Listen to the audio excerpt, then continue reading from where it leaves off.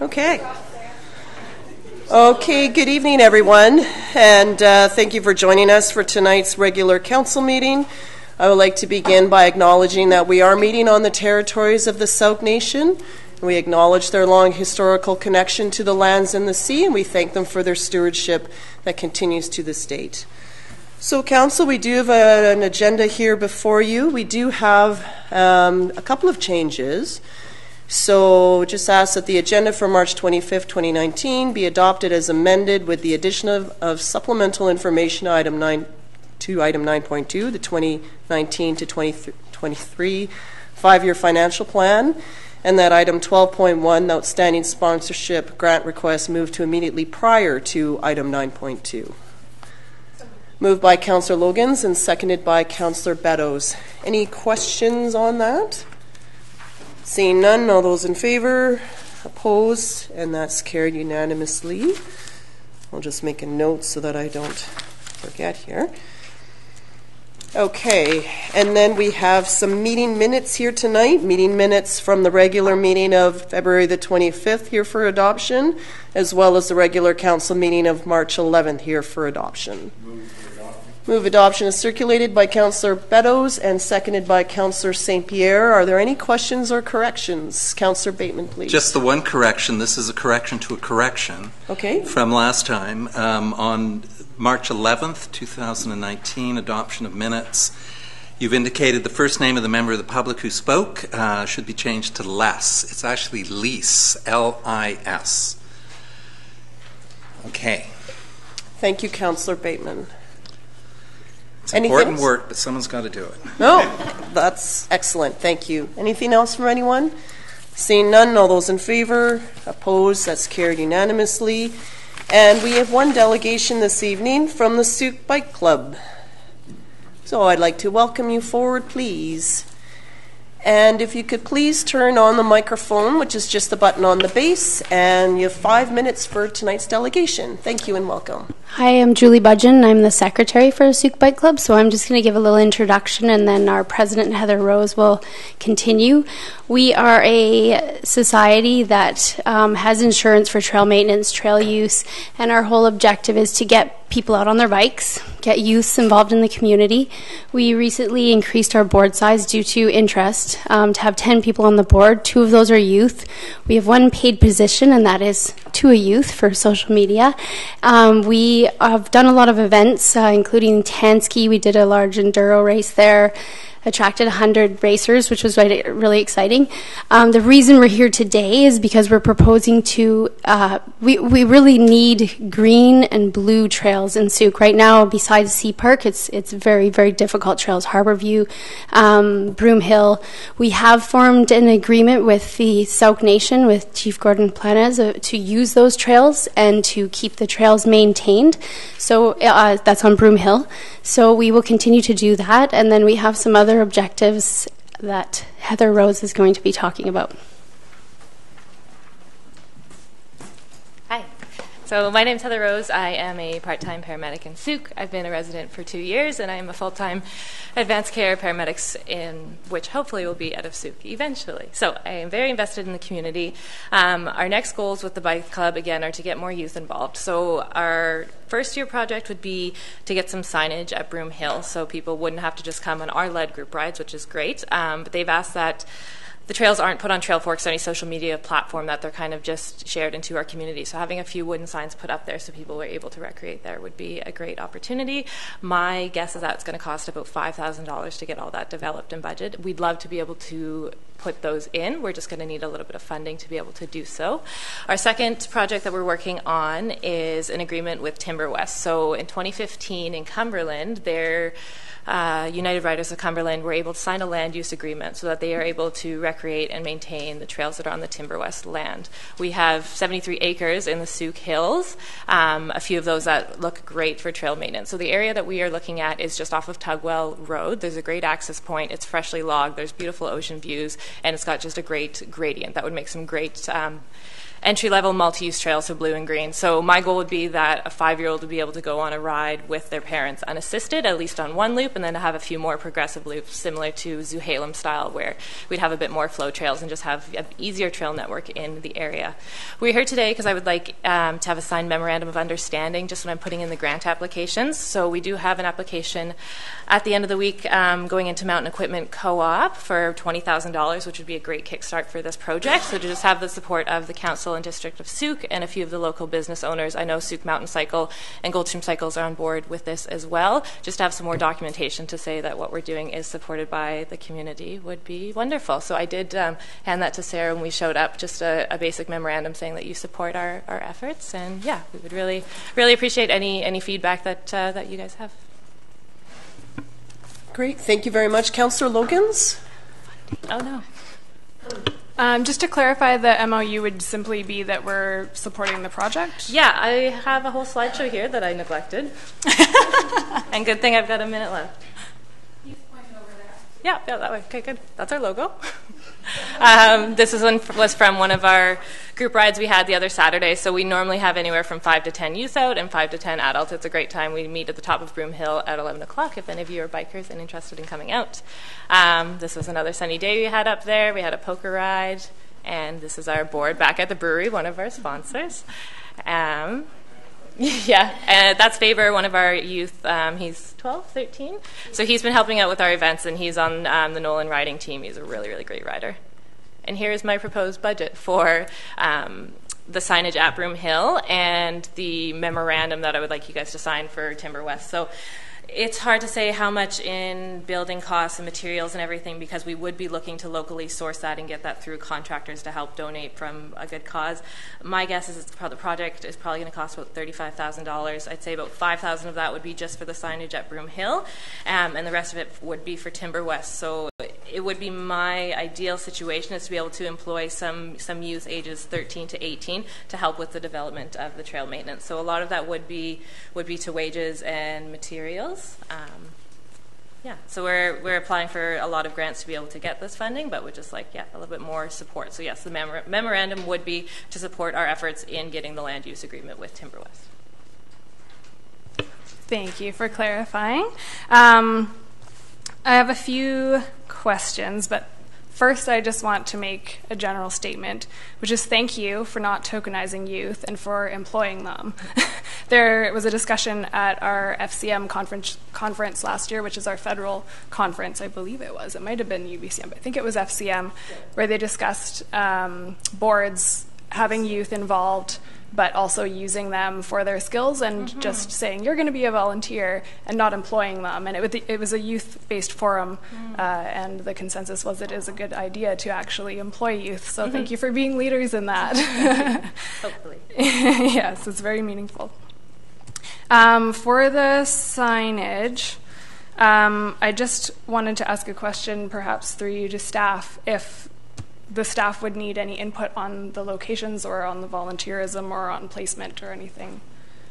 Well, the land in question, referring to Broom Hill or Sacred Mountain, is Crown land that's sort of treaty. So it's Sooke land, so it's sort of out of our jurisdiction in that regard. So in terms of placement, it would be best to consult with the Sooke Nation on that, I would think, but also you could connect with our head of parks, because we have our own internal sign routes happening, so then that way at least you'll know where we are doing some work with the Wandafuka Trail Society in terms of having the trail system within Sooke being developed, so just so that everything lines up properly. Absolutely.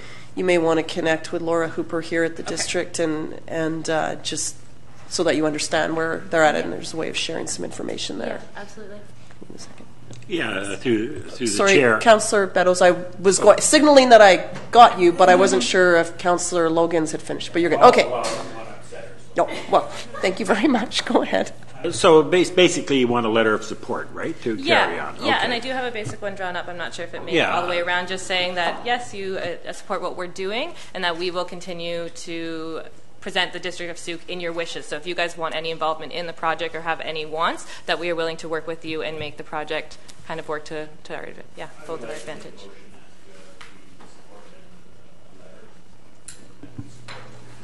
Okay. Okay, can we have the motion seconded? Okay, seconded by Councillor Logan. So now you can speak to it. Yeah, I'm kind of I'm impressed that you have the spreadsheet. You have a plan. You're not looking for us to fund everything. Little money might help, but that's good. But an organization is willing to put that much effort into it to help themselves, then I'm more than happy to support it. So thank you. Councillor St. Pierre. Just a quick note. In a recent meeting that we had with the Sooke Council, there was talk of trying to use Sooke names in places as much as possible. So obviously, with your signage, you're on top of it. That's great. Okay. Absolutely. Yeah. We've got a great verbal agreement with them that we're allowed to use the land for events and take everything down. So my next step would be to get some things in writing for exactly what they want, how they want their youth involved, what they would like for the lands, and be partnered completely with them on that when we're looking to do signage and everything. Yeah. Anything? Okay. Councillor Bateman. Yeah. And in terms of district financial support, you know about our community grant program, which I applied for today, a little bit late. I apologize. Okay. So I put in an application with this budget so you can have a closer look at it. And All so right. I asked for $5,000 to get us started with getting some youth involved in the signage at Broomhill. So sadly, this year's grants are committed, but good warm-up for next year. Yes, absolutely. Okay. And, thanks for all the work you're doing. That's great. Thank work. you, guys. Okay. So just as a final wrap-up, I'm glad to see this come forward. I would like to see it referred to as Sacred instead of Broomhill, as that's more of the traditional name. Sure. And also, as Councillor Logan said, just in keeping with Sooke or Coast Salish, there's a specific font and place names, which I think is very important. So. Sure. Please connect with them as much as possible, just so that we have it. You don't have to redo it, Yes, right? Because we want to absolutely. make sure it's done right. Sure. I'm also very glad to see that you're focused on the beginner trails. It's been, I hate to admit, it's been 4 years since I've been up there on my bike, and so I'm back in the beginner myself. I'd join you on a ride, but I'd never be able to keep up with you for a while anyway. So it's just the riding out here is very technical and very difficult, and that can put people off from riding completely. Exactly. Yeah. So just really glad that you're focusing on the beginners, and also, as Councillor Logan said, the youth involvement, and in particular in a paid way, because it's much more meaningful that way, and also that you've evolved with your board. So well done. Okay. And good luck. And we'll just have staff vet through the letter that you had provided, and we'll look to get that back to you and let us know how we can help you along the way. Yeah, so the grant application is due on March 29th, so if I can at least be able to put in, if you guys are willing to support us, if I don't have it in writing, that's fine, as long as I'm able to. The resolution, you'll be able to reference Wonderful. the resolution, Perfect. and then the rest of it our staff move pretty fast on Wonderful. stuff. Okay, thank you guys so much. Okay, thank you. Did I call the question on that? I'm sorry. Okay. Can I call the question then? All those in favor? Opposed is carried unanimously. Sorry, I'm out of order there because we're speaking over the motion and off topic, so I will get back on it. Okay, so thank you. So we'll move into our public question and comment period. So this here is the public question is for all items on tonight's agenda. As far as I can tell, this is the only area, or actually our 5-year plan will have public input allowed in it, but I think, if I may refer to our corporate officer, that's the only item that has a specific public input section on it. Is that correct? Through your worship, no. We also have the development variance permit for 1820 Maple Avenue, for which we have public input as well, which is item 9.1. Okay, so 9.1, okay, 9.1 does, and then the financial plan, 9.2. But that would be it. Okay, so for everyone here, all other items, any discussion would be at this particular point in the agenda right now. But if you're speaking on those other two, you could hold off until they come forward. But you can only speak to the budget then, in that moment. So please join us at the microphone.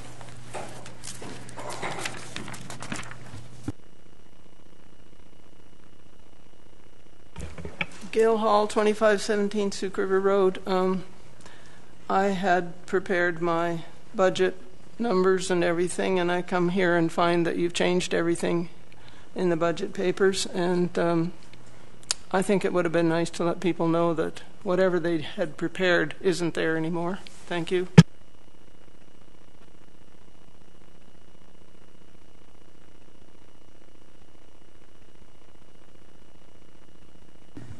Would you like to speak to us on what you had, though, when the budget comes forward? We'd like... Even compare the two together. It's still a mess. Yeah, you'll hear from me, but it won't be silent. Okay. Other members of the public? Anything on tonight's agenda other than the budget and the variance? Okay, if you could just grab a seat, please. And you just need to turn on the microphone, and then we need your first and last name and let us know which item you're speaking to. My name's Sam Beckers. My address is 5577 Medbury Close. I'm speaking regarding the development permit at Evergreen Mall. Is that the right time to speak with that now? My concern is that Sooke being at a pivotal point, I feel, in our growth, it's apparent to all of BC and Canada that we're one of the fastest growing towns in BC. This attracts businesses from all over the province. My concern specifically is the number of franchises that are approaching the town to kind of establish themselves and create what I see as something that may be detrimental to the vision of Sooke.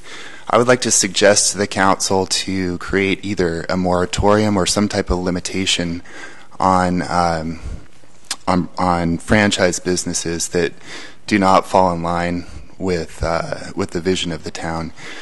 Specifically, I see the town as being having tremendous potential as far as embracing the tourism aspect and the rainforest meeting the sea type of thing. When you come into town and see 5 different pharmacies, 5 different banks, and these McDonald's and Starbucks and that type of thing, it doesn't really make you feel like you're in a unique place. And my proposition is that we limit that before it gets out of hand. And that's all I have. Thank you very much. Anything else on this evening's agenda? Okay.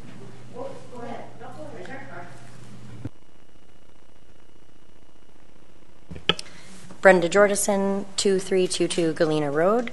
Just speaking about the zoning amendment bylaw 730. West Coast Adventure College is proposing addiction support, youth education, and cash, but I'm curious if that's very realistic. Cannabis retail stores, once licensed, cannot give out any medical advice at all. They can't give advice about getting off opiates. The regulations are extremely clear. No medical advice. It's now wanting people, the industry is now focused on people having fun, kicking back, and enjoying the effects of cannabis. It's what the government created. It's the laws retailers have to follow, and they have no choice. They have to have no medical aspect. The medical component is a completely different industry that in the future will include pharmacies like Shoppers. I was going to say the new property assumably could very quickly become zoned, and then it doesn't really matter who runs it or what they're going to do for the community. Personally, I have been devoting time and research into ways on educating consumers on responsible cannabis, and that's exactly what I think this industry needs to focus on. Educating the retail worker is the first step. This new retailer is suggesting it's going to educate our children first and foremost, but they've not even talked to the district yet. Should a cannabis retailer profiting from cannabis sales even be educating our youth about cannabis? And lastly, I'd just like to say that it's kind of a scary time to be a cannabis retail worker.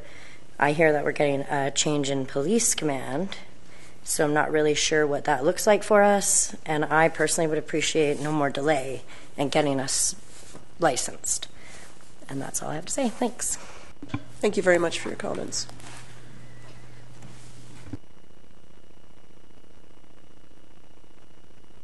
Ellen Lotus, 5526 Sooke Road. I just want to agree with the previous 2 speakers. I agree with both their what they said, and also that was the discussion we had with not having all the different groups coming here, like Tim Hortons over and over, and McDonald's, and anyway, it happened, and now we're looking at a drive-through as well in a very busy place, and that whole issue there is a bad situation going into the Evergreen Mall, Evergreen Mall. It's just not a safe way to go in, safe way to get out, and now you're going to put more traffic going in and out, and I just don't see it as something that fits with Sooke either. I think we need to go back to the drawing board, and I know there was a little coffee shop in that mall, and they were kind of pushed out because they wanted to have some of the franchise people in, and I think that's not what Sooke wants. Having listened to many people, it's not what we want. Thank you. Thank you, Mrs. Soares.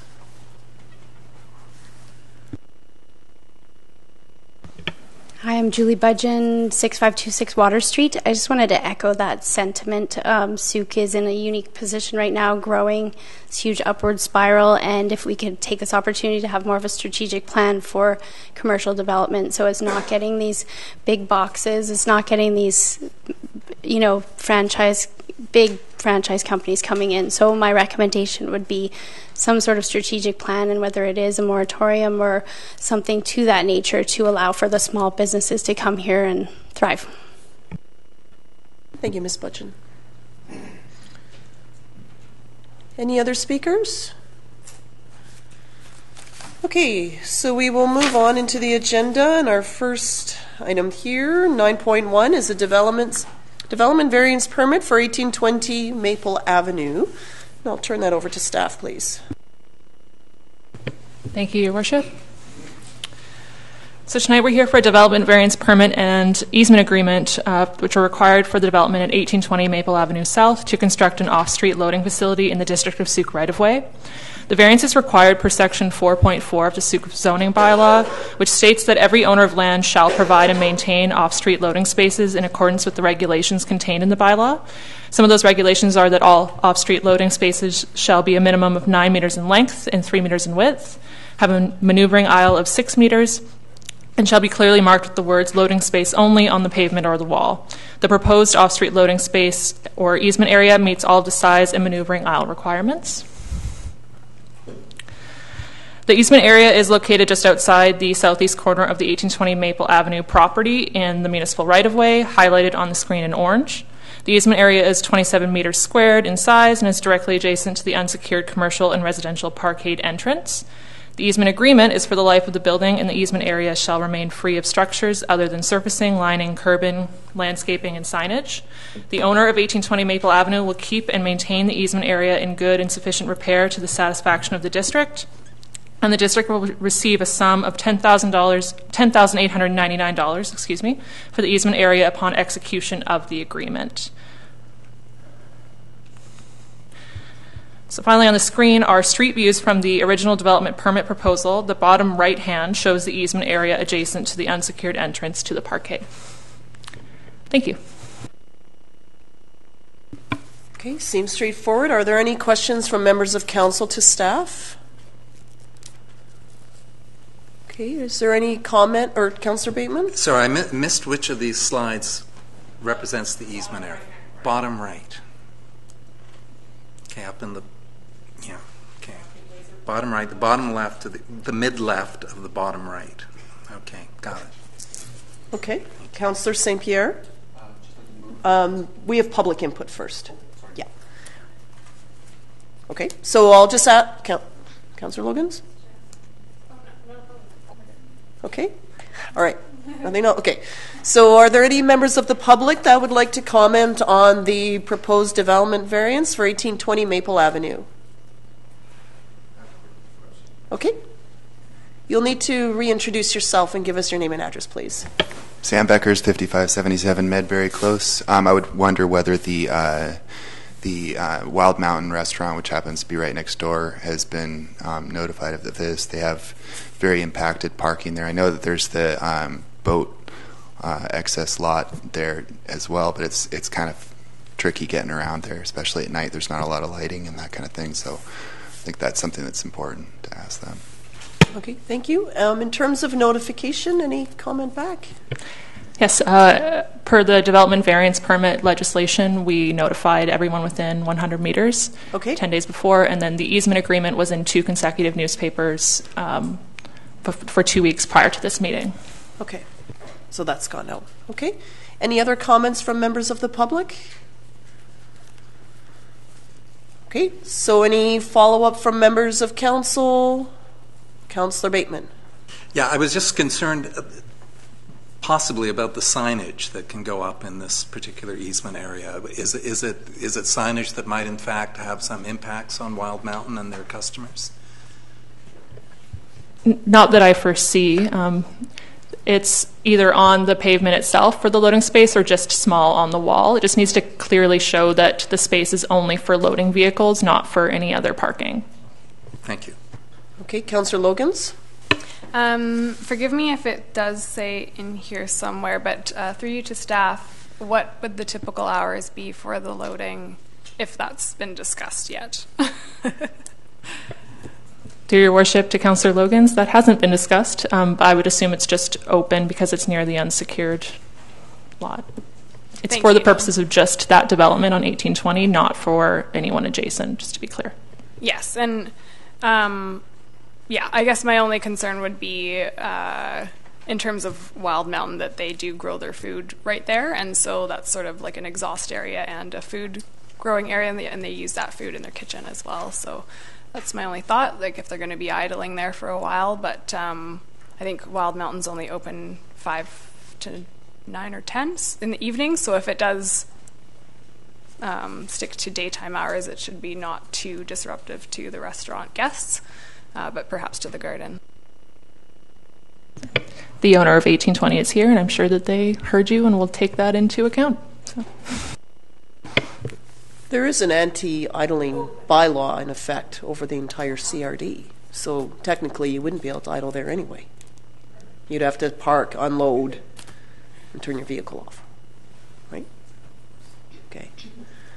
Okay, so Councillor St. Pierre, would you like to make your motion? Turn on your microphone, please. I'd like to move that council issue a development variance permit PLNO 1422 for the purposes of constructing an off-site loading facility in the municipal right-of-way for the development located at 1820 Maple Avenue South, and that council authorize granting an easement for the 27-meter square area as shown in Plan EPP 90801 for the sum of $10,899. Okay, I believe they need to be separate, so we'll do the first one first. Seconded by Councillor Beddoes. Discussion on the first motion? Okay, I'll call the question. All those in favor? Opposed? That's carried unanimously. And Councillor St. Pierre has already read out the second one, so I'll look for a seconder. Councillor Bateman is seconding the second motion. Discussion on the second motion? Say none. All those in favor? Opposed? That too is carried unanimously. Okay, thank you very much, staff, and good luck to the developer. We look forward to seeing this come to life in town. Okay, so moving on into item 12.1 is next. So this here is, Council, we have received a number of grant and sponsorship requests that sort of remain outstanding, and we had asked staff to come back to us with a summary of the report of all of them, and that we would look to decide on what we wanted to do, if anything.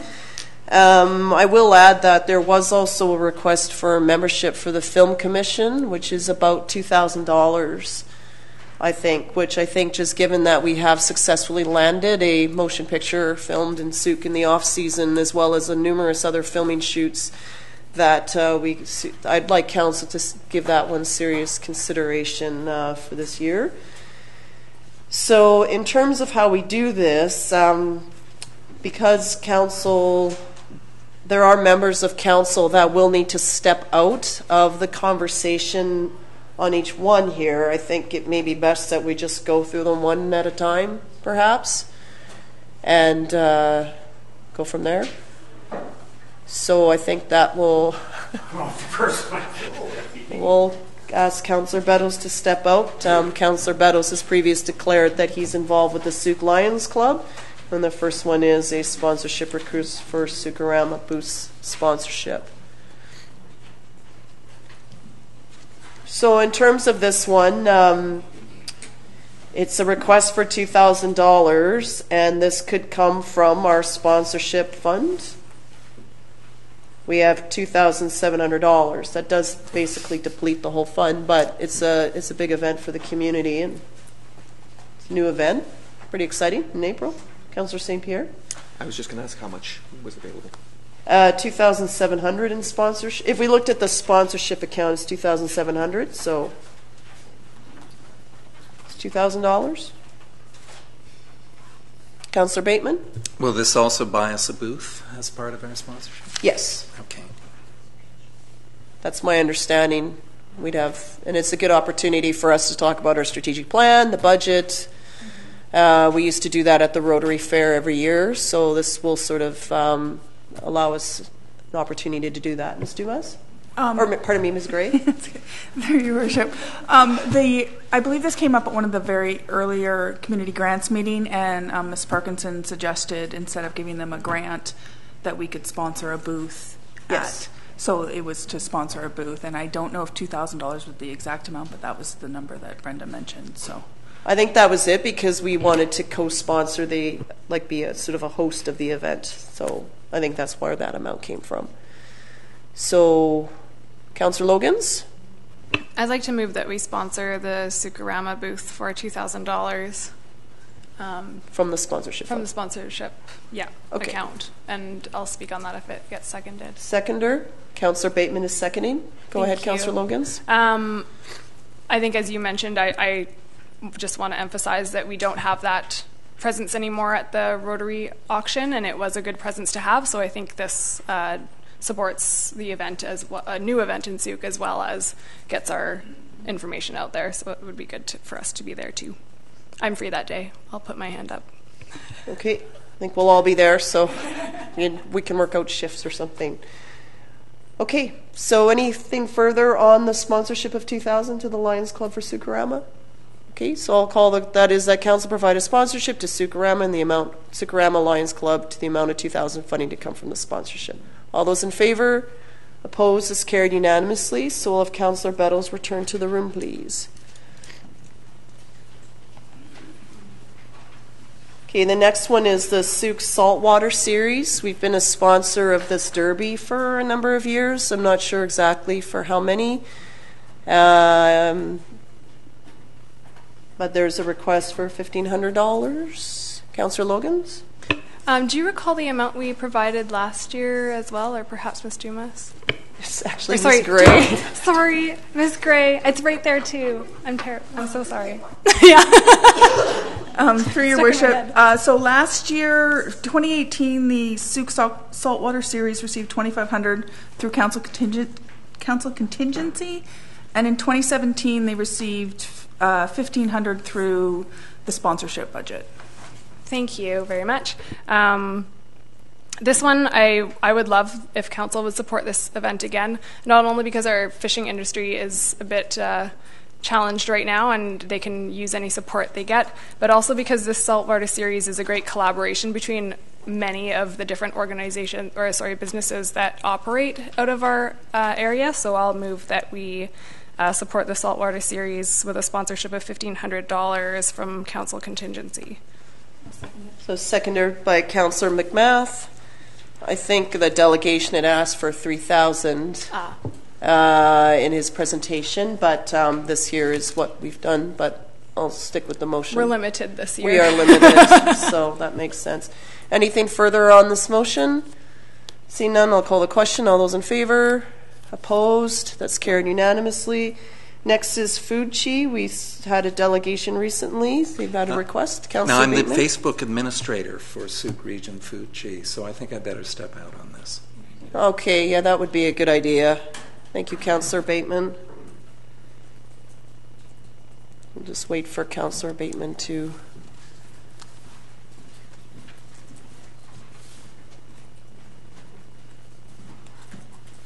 Okay. So there's a request for $1,200. Fucci does excellent work within our community. It seems like from the delegation, and that's where we bounced it. Councillor Beddoes.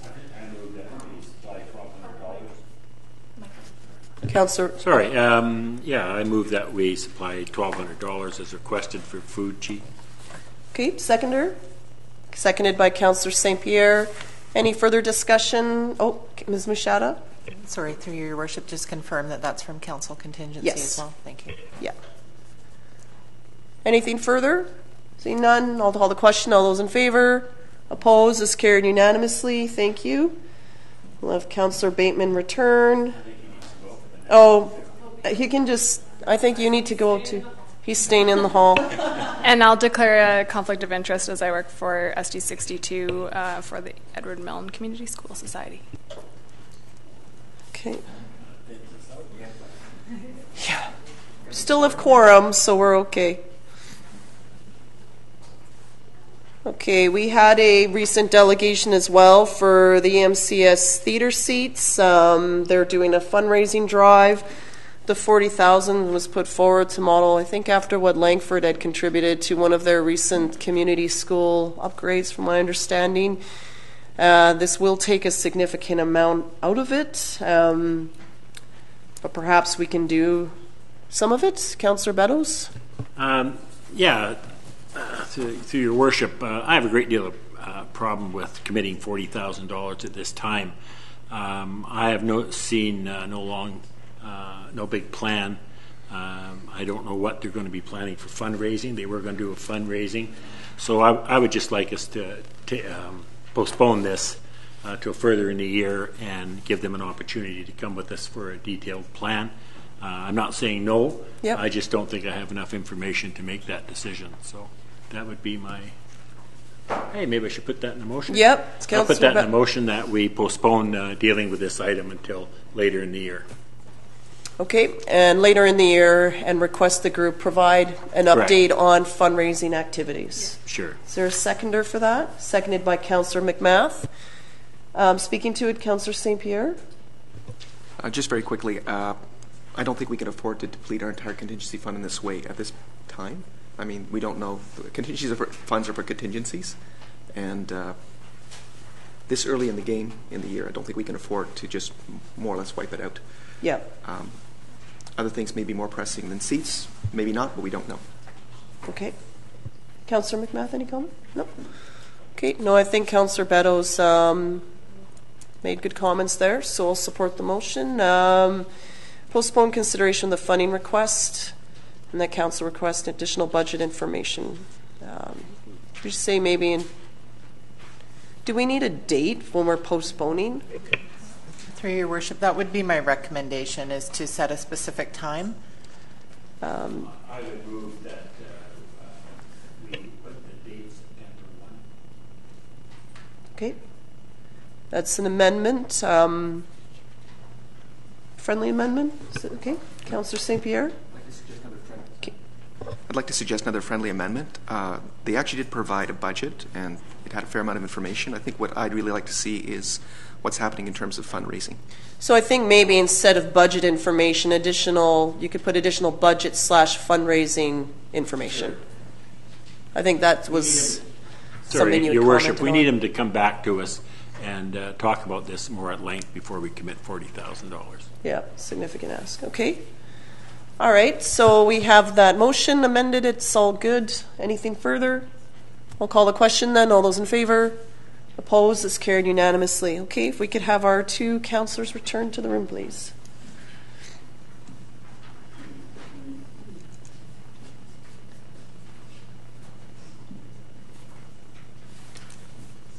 The next one up was a request from the Wounded Warriors Run. It's an amount of $1,000. Councillor Beddoes? Yeah, considering the our town makeup of service people and whatnot, I would support this Wounded Warriors Run. Okay, so Councillor Beddoes is making that a motion. Yes, I'll make that motion that we supply $1,000 to the Wounded Warriors Run. From Council Contingency? That's correct. Okay, seconded by Councillor Logans. On the motion, anything?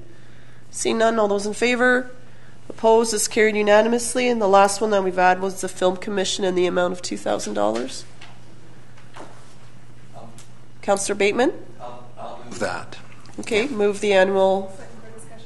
Yep, seconded by Councillor Logans. Go ahead, Councillor Logan. Just to confirm, that was a $2,000 membership and sponsorship? Like that was the amount for the, I guess I just wanted to. I believe so. Yeah, okay.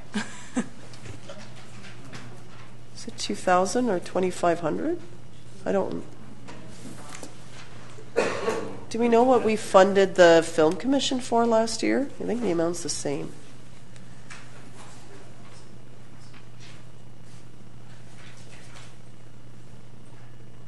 I'll just double check that. Go ahead. Sorry, I should have. Perhaps we could table it until we get that information back from staff, just to confirm we have the correct amount, or I guess we have budget discussions next. But we have budget discussion next. Can we ask them right now? Yeah, they're looking for it. We can come back to it at the end of the meeting, though, so we're not all staring at you. Okay, so why don't we just have it looked up, direct staff? We'll just table this till the end of the meeting. Okay, and we'll just firm up the exact amount and that. Okay, so motion to table requires a seconder, I believe, seconded by Councillor McMath. All those in favor? Opposed is carried unanimously. Okay, good call. We'll come back to that one tonight. And that puts us into our budget discussion, please. And item 9.2. So I'll turn this over to Ms. Gray, please. Thank you, through your worship. So this is the amended 5-year financial plan. Two small adjustments were made that didn't affect the property tax percentages. On the sewer, not the expansion tab page, just trying to find the page.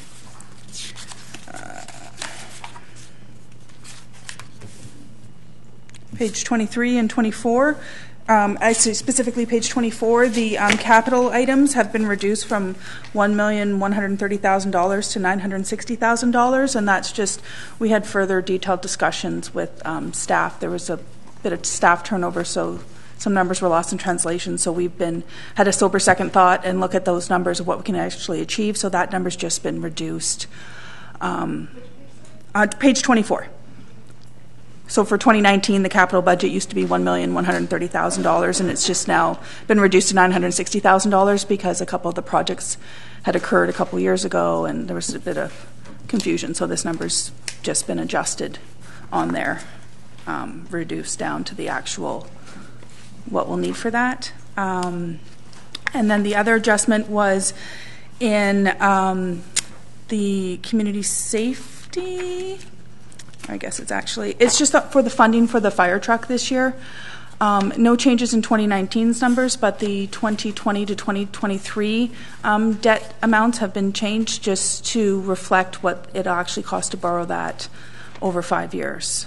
And so the additional funds are coming out of the capital asset replacement reserve, so there's no effect on the property tax rates for the out years.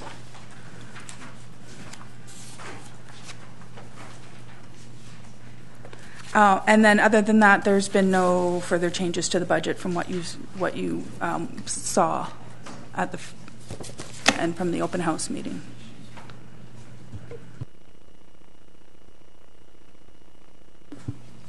Okay, Ms. Gray, so when we talked about the budget previously, we had thought that we might get a synopsis of some of the feedback that was received at the public open house.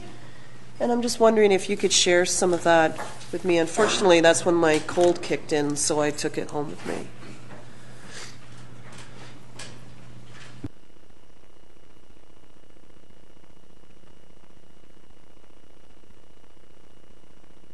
Yes, so through your worship, at the open house, 12 members of the public attended.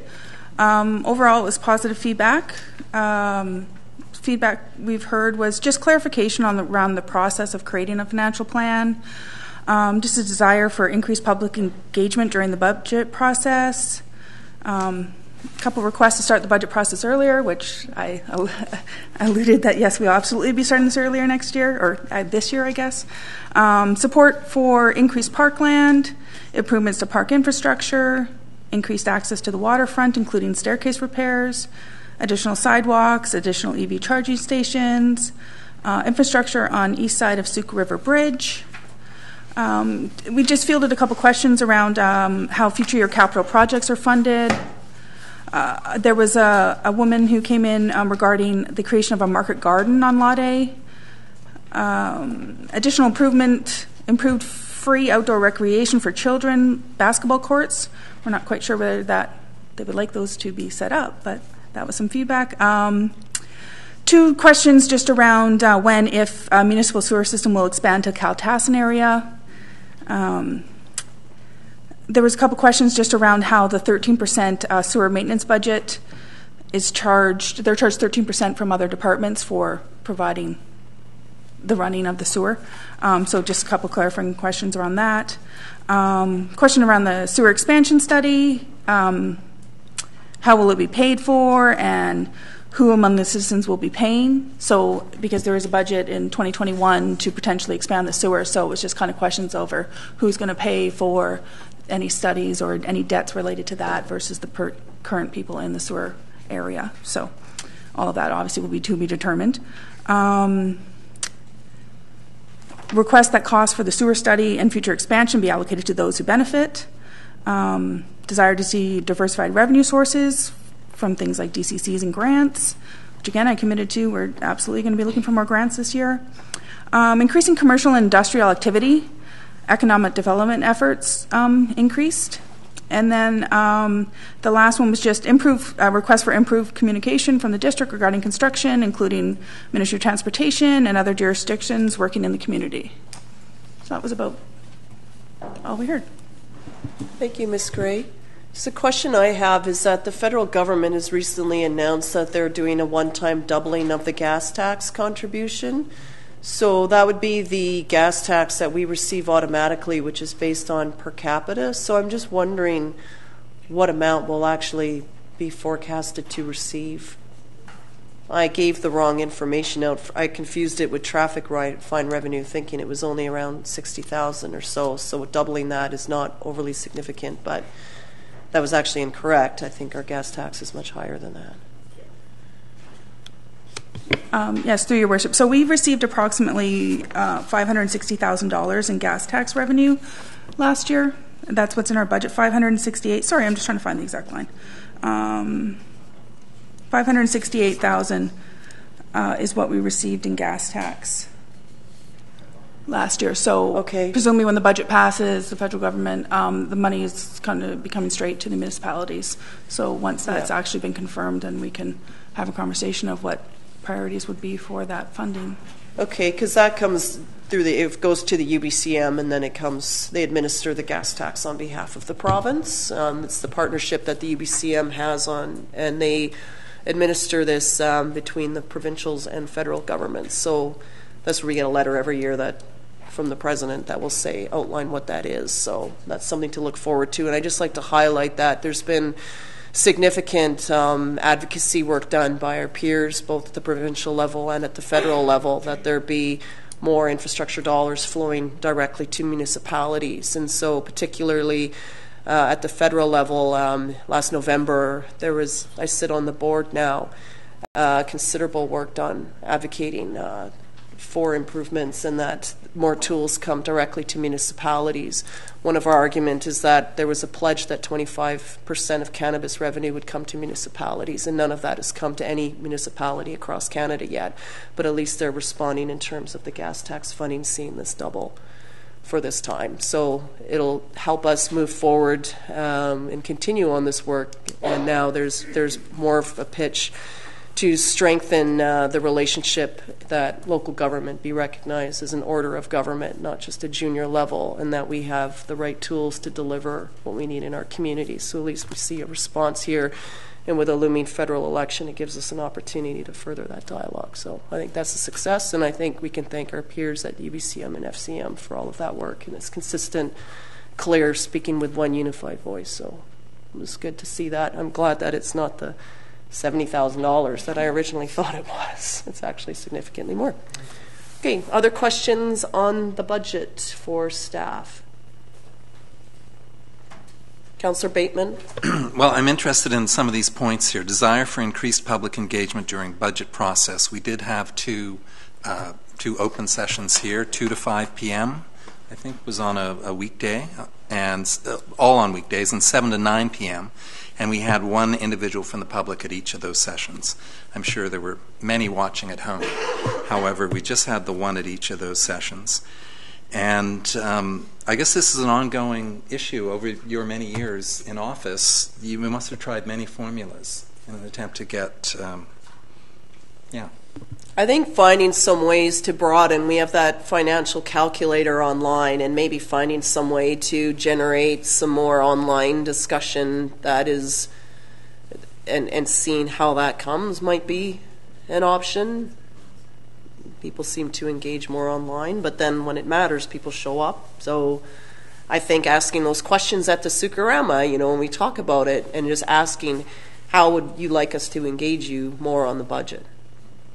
Or describing it in a way of, I don't know, like 1 square meter of sidewalk equals X dollars, so that you can actually see what it translates into might make sense. We know that 1% of taxes is about $70,000, and from that you could share, like, well, we've look at all these community initiatives that have been sponsored from this, and the multiplier effect that takes. This is how your tax dollars multiply out through the community.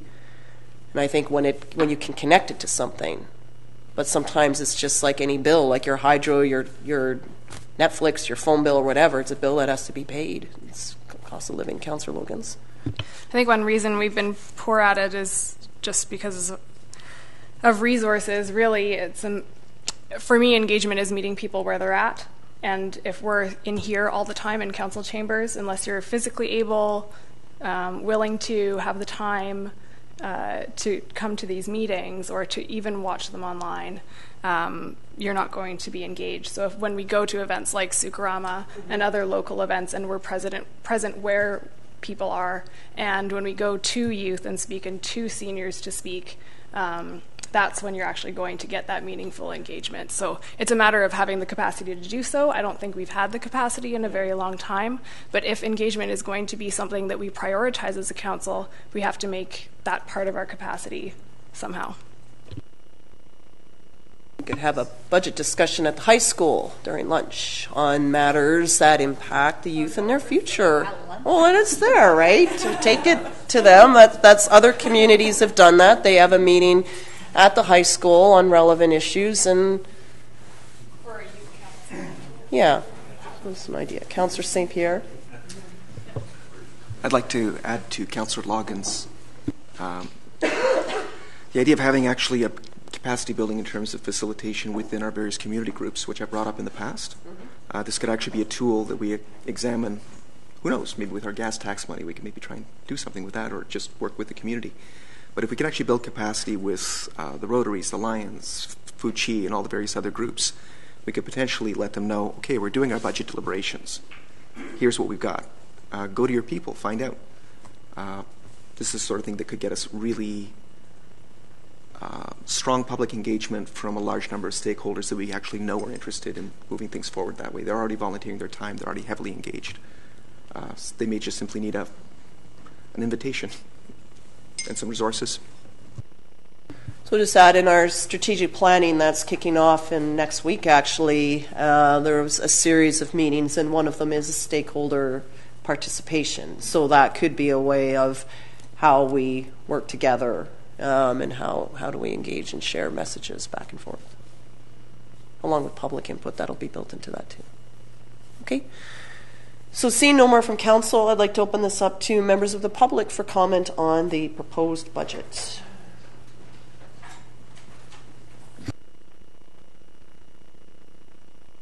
Ellen Lurs, 5526 Sooke Road. A couple of questions. I was watching the news tonight, and there's talking about ambulance attendants. They don't have any ambulance attendants. There isn't anybody trained. And in our discussions, which I don't think are adequate as well, I think there needs to be roundtable discussions so people can back and forth ask questions and receive answers with staff and with council. I wasn't able to attend the other ones, And I usually do. I sit through them all, but I haven't this year. Like that's a discussion that has to happen. What's going to happen with the fire department? A lot of times they're responding to accidents. What percentage is for accidents? What percentage is for medical? Should we be looking more at ambulance attendants rather through the province rather than more firefighters? What is it that they're doing mostly? I've seen in the past that it's been mostly accidents and medical related. I don't know what it is now, but that's discussion that should be happening ongoing with the budget. And when I've said this before too, when a subdivision proposal comes forward, and apparently when I was talking with Brent, he was saying that there's now software that can do this. When a subdivision comes forward, it would say, sorry, glasses on, glasses off, what percentage is for fire department, would you need for fire department for that subdivision, what percentage for police costs, like it could be a quarter of a fireman, could be half of a policeman, what's the cost for the road maintenance, because the roads are built by the developer, but then the maintenance comes to us, and like you were saying, Mayor, about the sidewalk costs and all that sort of thing. Those are important to know, because those costs could be fixed in there. Hydro parks, our hydro goes up when we take on a subdivision, our hydro goes up into relation of what was put into the subdivision. Parks, you can put it in a park, but what does it cost to maintain it? And that should be part of the discussion when a development comes forward, because that then changes the budget. It can change the budget. Another thing, I see you, when you were just talking about the revenue from the gas tax, well, that's really interesting, but if we're going to electric vehicles, how's that going to affect the revenue from gas tax? So when you say things, it's like a double speak. You know, let's spend money on electric vehicles and outlets, and then we don't have the money from the gas revenue to do that. That you can talk about them, but you have to really put them down on paper and say, does that work? There's a couple other things in here. There's a lot of things in here. Unfortunately, this yellow paper that came out is really mixed up, and it's double pages. Some of the pages are the same. 4 pages are the same. It's kind of difficult to read.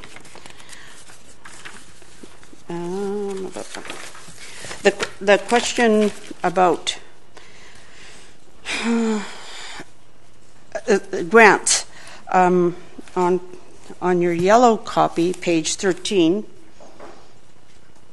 the supplement that we got today, under buildings, and you have Rick Hansen accessibility. Now it says $40,000 for 2019, but then it says other grants $40,000. So is that $80,000 in total, or is that $40,000 the grant that would pay for the Hansen accessibility? So I'll have staff respond to that, but just I'll back up a little bit just while they're getting to that answer. In terms of like fire department call, like we did have a whole discussion with the fire chief, and we went over all that information when we had that particular departmental report.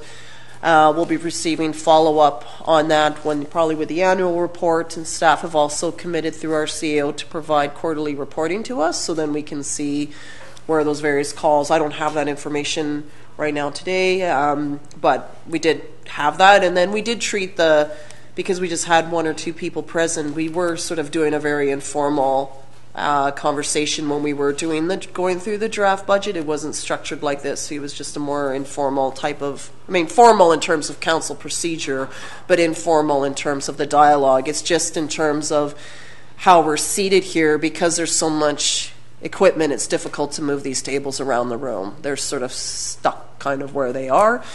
Gas tax, you're right. And that's why the funding formulas always have to change, but at least we're getting a double amount this particular year. But yes, as more people transition to electric vehicles, then the gas tax will go down. As our population goes up, is per capita, then really you could argue that the amount per capita will decrease, because there's only $2 billion in the pot that is allocated federally, but it was through advocacy work that we're actually getting that particular money directly to us. So it's a beginning, but it's not the end of that work. But I'll go over to staff just in terms of the Rick Hansen grant. Through your worship to Ms. Hall. So in the 2019 capital plan, the $40,000 is the grand total of the grant we received. $20,000 for the fire hall, $20,000 for municipal hall. So these columns to the right just kind of explain where the money is coming from for all the amounts that total up to $4.1 million. I still don't understand that. So is it 40,000? Is that 20,000 from the district and 20,000 from grant? I don't know. Through your worship, no, it's $40,000 in grants that we received that we will be receiving from Rick Hansen. Oh, okay. So Total it's just 40,000. divided. We got two separate grants of $20,000 each, one for the fire hall improvements and one for municipal hall improvements. So in total, $40,000 of eligible grant money we have available to us. Okay. Then moving down to community projects, you've got $30,000, but then you have a grant of $25,000. Through your worship, sorry.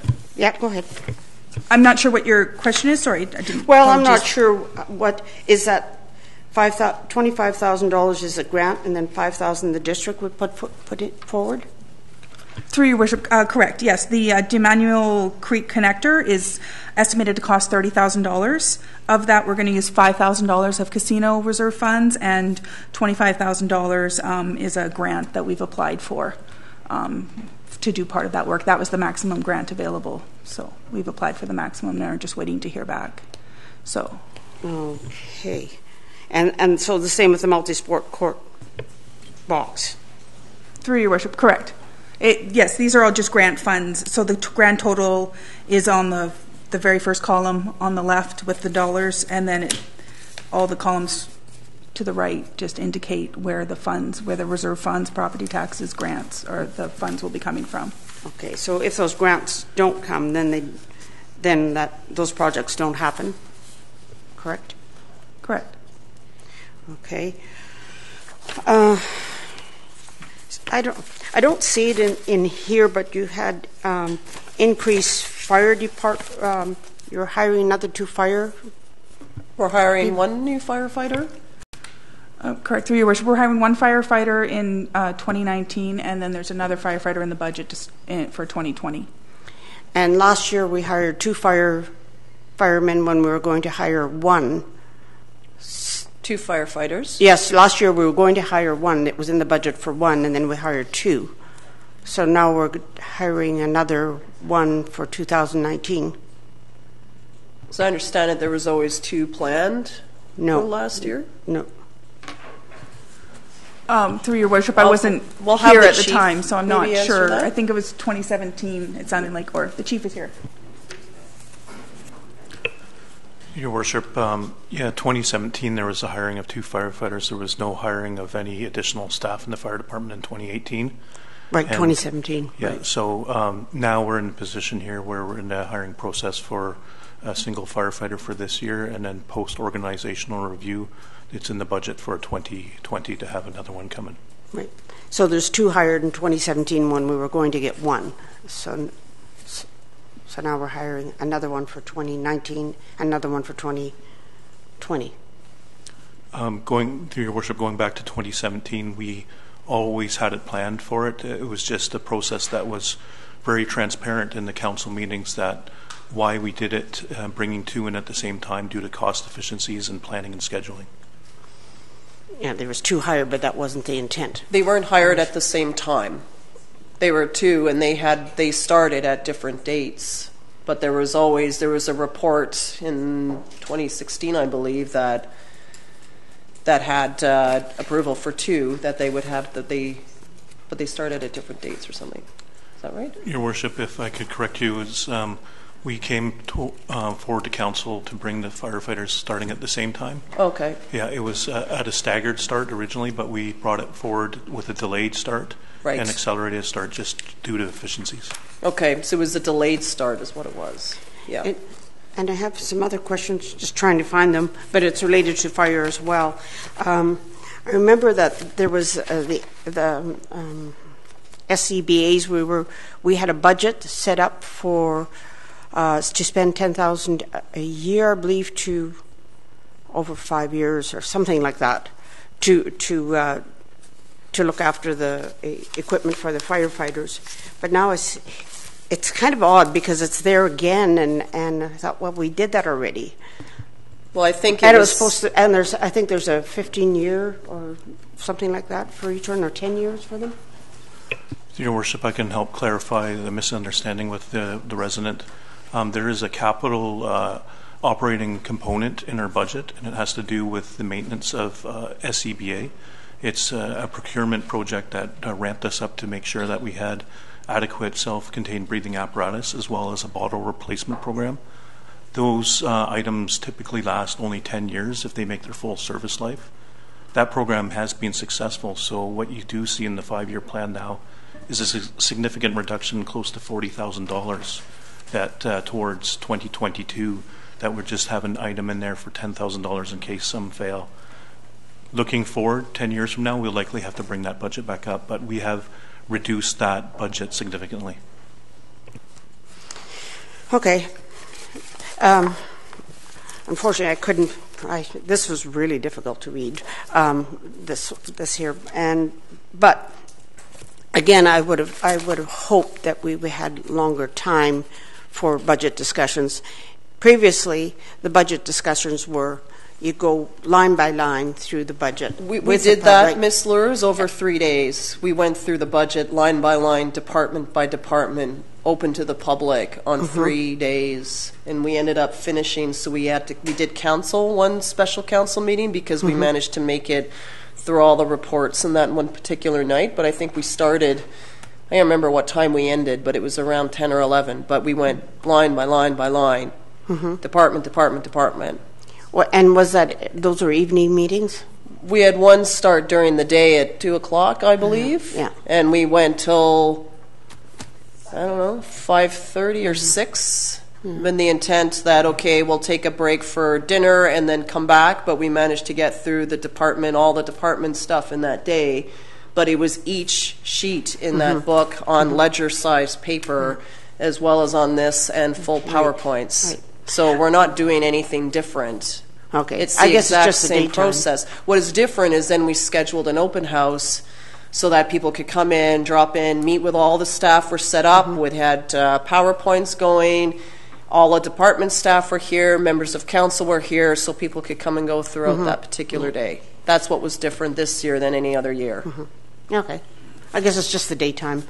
They were also in the evening as well, so it's just looking at making them, if we had all of this in the evening, we'd be paying overtime to all of our staff to sit and answer the questions, which is why counselors took days off work so they could be here during the day to maximize everyone's participation here. It seemed to work.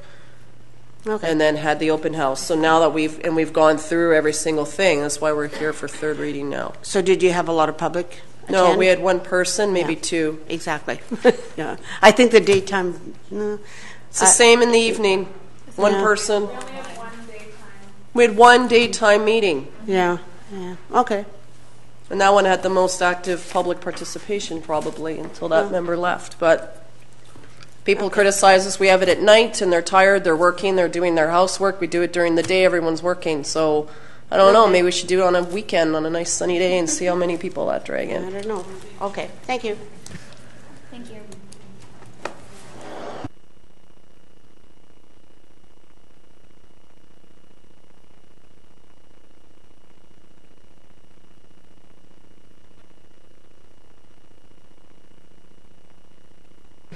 Gail Hall, 2517 Sooke River Road.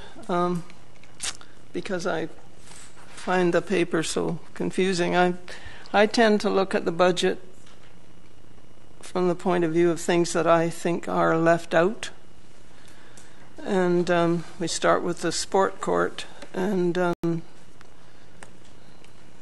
$400,000, but there's a lot of money left out there because in the first instance, the public has never been asked about that piece of property, whether or not we want to part with it or what we want to do with it.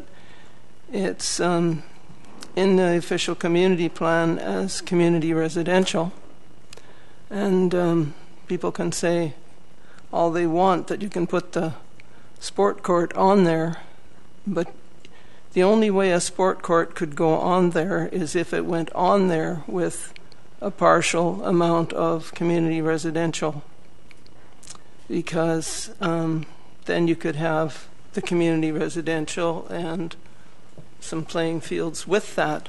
But you can't turn that piece of property into a sport court when it's got OCP community residential. So that's something that's part of it, but there's a bigger part of it than that. There's a very expensive buffer that was required when that property on Sun River that came to Sooke.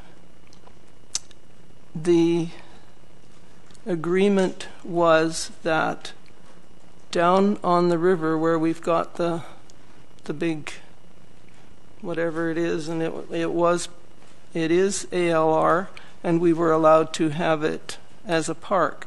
They took the park off. The Land Commission took the park off because of the change in the properties up at Sun River. There's a buffer required down there. In fact, 2 buffers. One along the river trail and one along the top of that property to protect it from, because it's agricultural land. Those are going to be hugely expensive, and you people, I don't think you even know they're there, but they're going to be very expensive. They were supposed to be done before this property could be used. I don't know how these things happen, but I know I have the documents from the Land Commission. You had 3 years to put the buffers in. There was a buffer put on the lot itself. Up above, there was a buffer between ours and Sun River's. That was put in, but that's not going to be anywhere near what it's going to cost you to put that buffer down, those 2 buffers down below. They're huge. They have to have high fences and fancy trees, and the rest of it's not supposed to happen until that's done. So that's the kind of thing that I look at when I look at the budget. Did they put that in there? Did they do this? And the same with Lot A. I don't see anything in the budget today about Lot A, and yet it must be going to cost us something, especially with the creek that runs through it. Those are the kinds of things that bother me. Sooke River Road, have we ever turned that piece that starts down at the corner and goes all the way up to the Girl Guide Camp, has it ever been turned into a park? Or is it still with the Land Commission, ALR? I have a feeling that it's still in the ALR, and in that case you still owe, I believe it's $675,000 to the park fund, where you took the money from there to turn that into, well, I won't say it wouldn't be nice. It really is nothing. It's got the horseshoe pitch on it and the parking for some cars from across the road. But the fact that the $675,000 went on to purchase that property, and it should not have come out of the park fund, which is now empty, I believe, because you've never turned that property into a park. These are the kinds of things that I look at when I look at the budget, and I find debt everywhere because you don't go the one step past the things that you're doing. I mean, there's a lot of money to be spent on that piece of property up above where you want to put the sport court. There's a lot of money to be spent there, and who's going to spend it? I think these are the kinds of things that get left out. and they worry me, particularly that one, because that one you had 3 years to do that, and if it wasn't done, they would reverse. So that means they could come back tomorrow and say, all of this property up here that you've made into residential land is going back to our agriculture. Enjoy, because they can do that, because I've got the documents. They're from the Land Commission. I'm sure you've got them too. But what happens to all of that stuff? I mean, when is it dealt with? Those are the things that I think about, because I can't look at this thing. It's crazy. Thank you for your time. Thank you, Ms. Hall.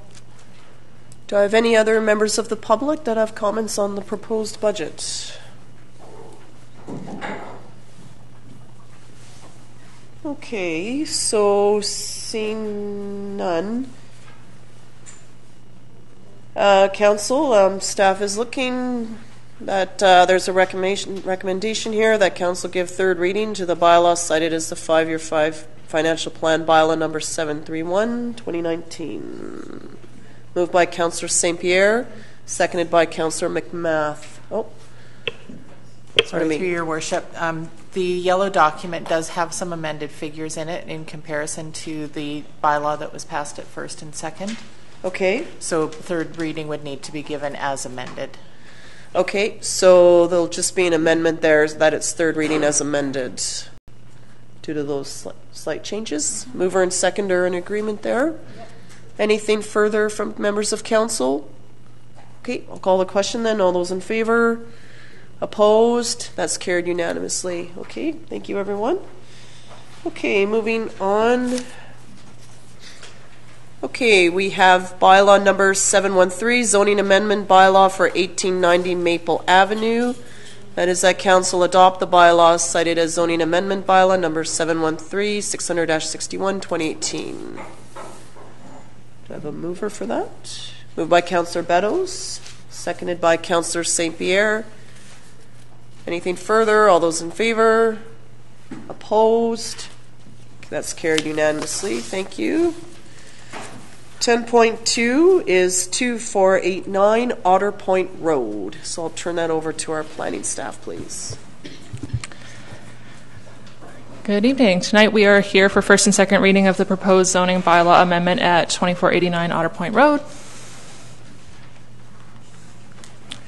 The applicant is proposing to amend the zoning of a 2-hectare site municipally addressed as 2489 Otter Point Road from rural residential or RU4 to neighborhood rural residential RU5 for the purpose of creating 7 lots approximately 2,500 meters squared in size.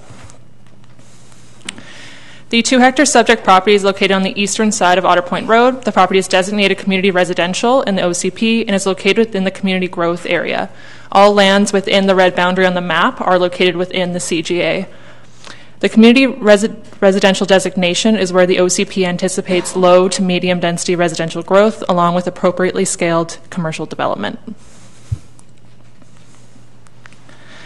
The subject property is highlighted here with a red overlay. The creation of large residential lots in the northern area of the community residential land use designation within the CGA is supported in the OCP. Directly adjacent land uses are rural residential RU4 and small-scale agriculture RU3. Other surrounding land uses include large lot residential R1 and medium lot residential R2. The applicant is proposing to amend the zoning of the subject property from RU4 to RU5. The key differences between the two zones are outlined in the table on the screen. Most notably is the difference in minimum lot size. The RU4 zone has a minimum lot size of 1 hectare or 10,000 meters squared, while the RU5 zone has a minimum of 2,500 meters squared. The applicant intends to provide a 7.5 meter no-build buffer along the rear of the property adjacent to the neighboring ALR property. This buffer has been approximated in yellow on the screen. Access to the subject property is via Otter Point Road. Cash in lieu will be required for the resurfacing of Otter Point to the center line, including the shoulder remediation and a provision for a 3-meter wide multi-use trail. No driveways are permitted onto Otter Point Road, and all future lots will be accessed via the internal route. It is recommended that cash in lieu for parkland dedication be required at time of subdivision. This recommendation is based on the goals and objectives of the OCP, the context of the property, and the current parks and trails in proximity. Cash in lieu is also proposed for the affordable housing contribution. The applicant is proposing $1,000 per lot as a contribution to Bylaw number 259, Housing Reserve Fund Establishment Bylaw. Staff supports this rezoning application, and please note that a development permit will be required as this proposed development is doing more than 4 lots. Thank you. Okay, thank you, Ms. Everts. Are there questions from members of council? Councillor Beddoes?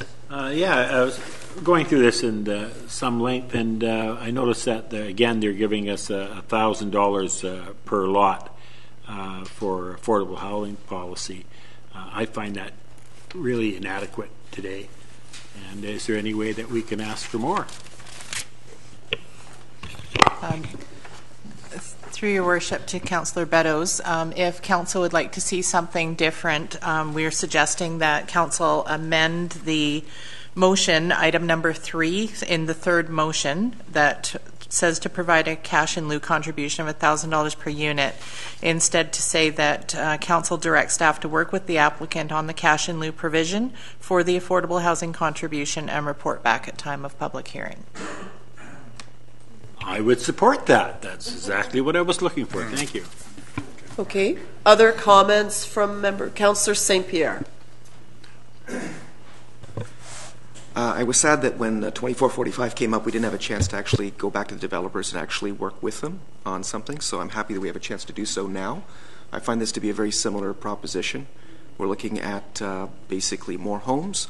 I don't think that a lot of residents in Sooke at this point necessarily think we need a lot more people, but I understand that people want to develop their properties, and that makes sense. One of the things that bothers me a little bit is actually the cash in lieu for the Parkland Reserve. I understand that our Parks Department doesn't necessarily have the resources to deal with, and that it's not necessarily within the plans as it stands, but we are looking at an OCP review, and one of the things that we really need to be looking at are things like food security. I happen to think that garden spaces, if that's all they are, makes a huge amount of sense, doesn't necessarily cost the district much, could greatly benefit the development, and actually even help them sell their units better. I would like to see something done a little bit differently with that as well. So I may, though, the lots are 2,500 square meters, so that's about 25,000 square feet. Like they're quite large. Mm-hmm. Like in terms of, I appreciate your comment, but there's only, I think, 20 or 30% lot coverage available, leaving 70% at the most available is green space in the yard. So there's a lot of space for people to grow a lot. I don't have that much land, but I can grow a lot in 3 by 4 foot square foot if I water and maintain them properly. Just no. I can feed my family if I water and take care of them. Well, if I had my my preference as a bit of a farmer, I would just leave it at 1 hectare per lot and not actually go ahead with this period. Mm-hmm. But having said that, I would prefer, for example, that the buffer be extended to the ALR. At that point, you have a few more trees, you have a little bit more space. You can do things. You can have wild crafting, you can forage, you could potentially have trees that you cut down. I don't understand why the district would be giving cash in lieu for land assets, especially when we're so land poor. I think we should be a little bit more creative about actually making use of this stuff. Makes sense. Okay, Councillor McMath. I just wanted to follow up on Councillor Beddoes' comment. I do agree that the bylaws and DCCs are outdated, and I know that's one of this council's priorities. I'm hesitant to do it on a case-by-case basis with it.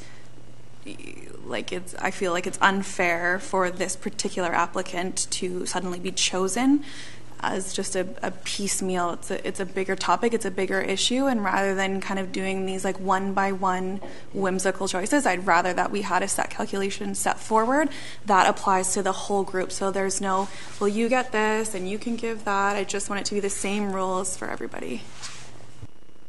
Councillor Logans, please. Thank you. I'll echo what Councillor McMath was stating.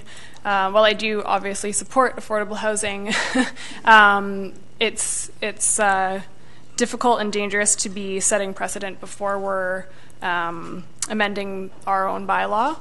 I do like this motion, however, so I will support it, that we direct staff to work with them to see if we can, perhaps they would like to set a precedent for the community. That would be great, but it is a conversation we do have to have at council as well. A question I have for you to staff would be in terms of the ALR buffer of 7.5 meters. I'm ignorant to this, so please educate me how that buffer will be protected before and during the construction phase. I was also ignorant to this, through your worship, to Councillor Logans.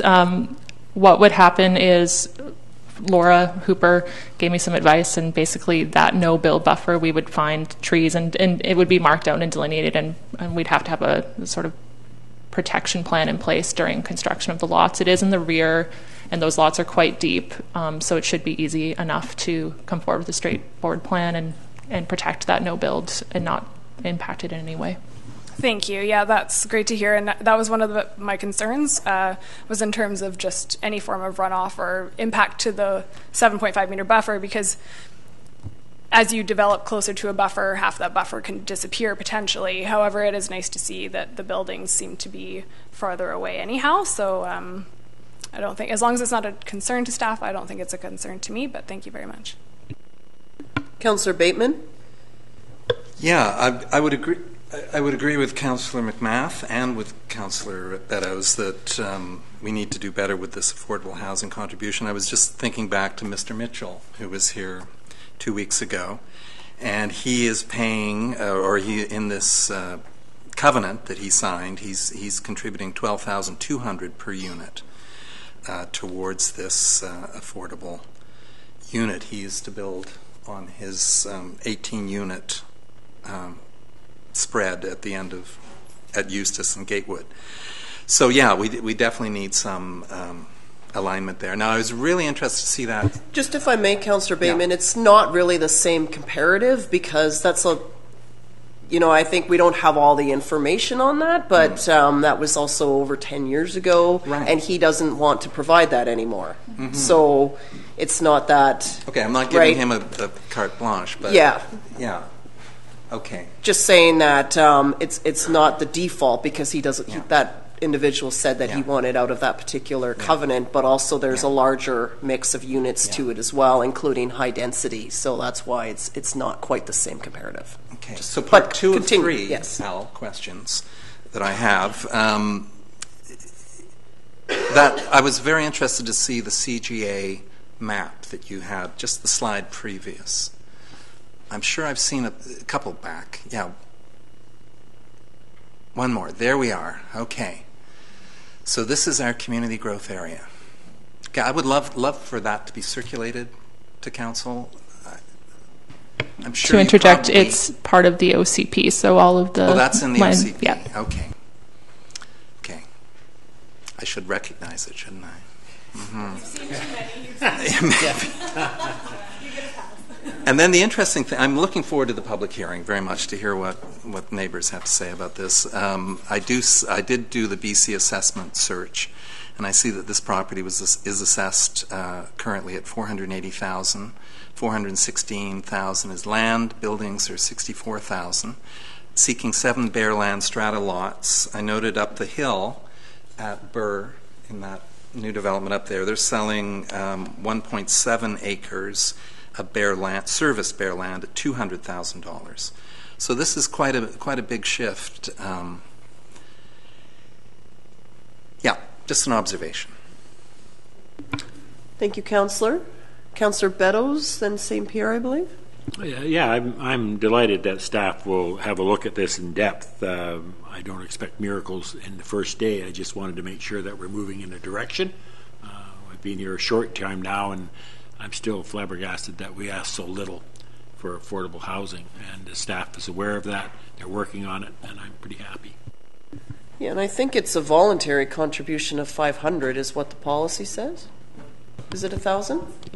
No, so we do not have a policy at all. It was repealed, the community amenities policy, in 2017, I believe.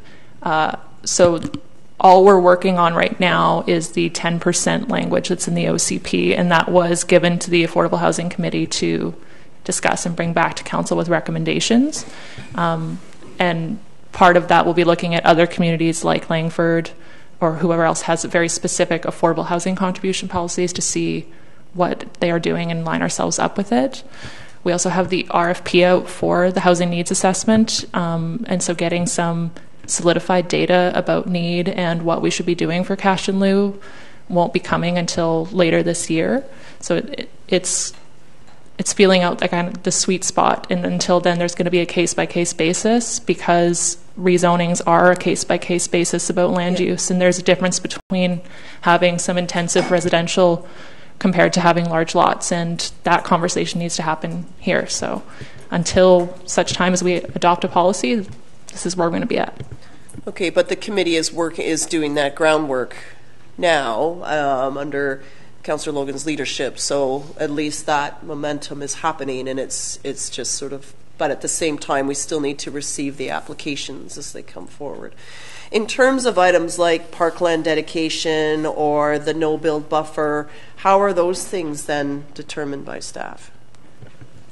The no-build buffer was offered up by the applicant given what had happened with the other rezoning on Otter Point and the proximity to the ALR and some runoff issues that are kind of in that area.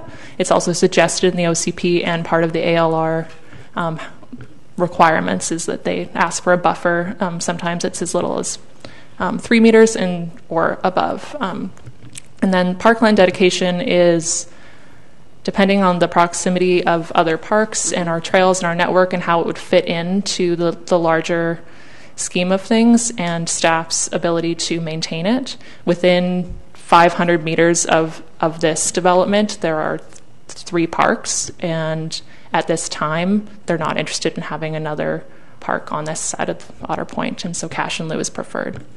Okay, thank you. Councillor St. Pierre? Just wanted to thank the staff for their patience, given that at this point in time, this council is in the process of doing strategic planning with their help. We're looking at an OCB review. We're looking at climate mitigation adaptation and a climate emergency. So there's a lot of things happening, and we're in interesting times, which means that when it comes to stuff like how many new big houses do we want and exactly what do we want to have happening with the growth of our community, there's a lot of decisions that are yet to be made and a lot of policy to be crafted.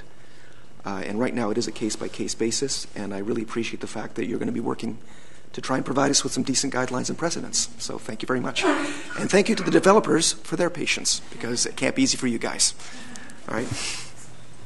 No, and I think that's where it's difficult, because while there's some familiarity on council, there's also new faces and a new reality. So that's where, I appreciate everyone just working with us as we try to move forward and find a good fit here. So there is a recommendation here today, and that is that council give first and second reading to zoning bylaw amendment number 729 600-68 2019 to amend the zoning of 2489 Otter Point Road from rural residential RU4 to neighborhood rural residential RU5. Do I have a mover for that? Moved by Councillor Logans and seconded by Councillor McMath. Any discussion on the motion? See none. All those in favor? Opposed? That's carried unanimously. And then that a public hearing be scheduled for zoning bylaw amendment number 729 600-68 2019 in accordance with section 466 of the Local Government Act. Moved by Councillor Bateman, seconded by Councillor McMath. All those in favor? Opposed? Motion's carried unanimously. Ooh. And lastly, that prior to adoption of zoning bylaw amendment number 729 600-68 2019, the owner be required to enter into a section 219 covenant registered in priority of all other charges on Title 2. 1. Protect a 7.5 meter depth no-build buffer along entire length of the rear of the property adjacent to the agricultural land reserve. 2. Provide cash in lieu at time of subdivision for the resurfacing of Otter Point Road to the centering, including the shoulder remediation and a provision of a 3 meter wide multi-use trail. 3. Council direct staff to work with the applicant on the cash in lieu provision for the affordable housing contribution. Report back at the time of public hearing. And 4. Provide a cash in lieu parkland dedication to bylaw number 47, Parkland Reserve Fund at time of subdivision. Oh, point. Ms. Machada. Thank you, Your Worship. Our apologies. Number 3 should be a standalone motion because these are the items that are going to go in the covenant that will be put on title. Okay. So it would, number 4 will become number 3 as written there, and then we'll do a separate motion for the working with the applicant on the affordable housing contribution. Okay, but 1 to 3 can all be moved together. Okay, so moving to the first part by Councillor St. Pierre and seconded by Councillor McMath. All those in favor? Opposed? Is carried unanimously. And the separated motion is that Council directs staff to work with the applicant on the cash in lieu provision for the affordable housing contribution report back at time of public hearing. Moved by Councillor McMath and seconded by Councillor St. Pierre. Anything further from Council? Seeing none, all those in favor? Opposed? Motion is carried unanimously. Okay. That's great. Thank you very much, Ms. Everts, and to the developers for the report. Okay, so moving on tonight.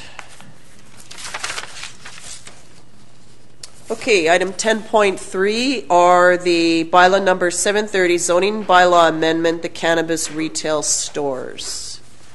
Turn this over to Ms. Campbell, please. Good evening, Your Worship and Council. I'm not sure if you wanted a presentation, but there's a few slides that our planner Nicholas put together. He's not here this evening, so it's fairly simple and quick.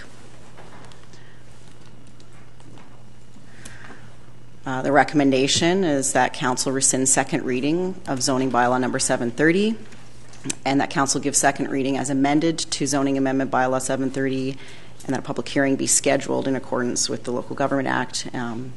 And you have the bylaw attached in your agenda package.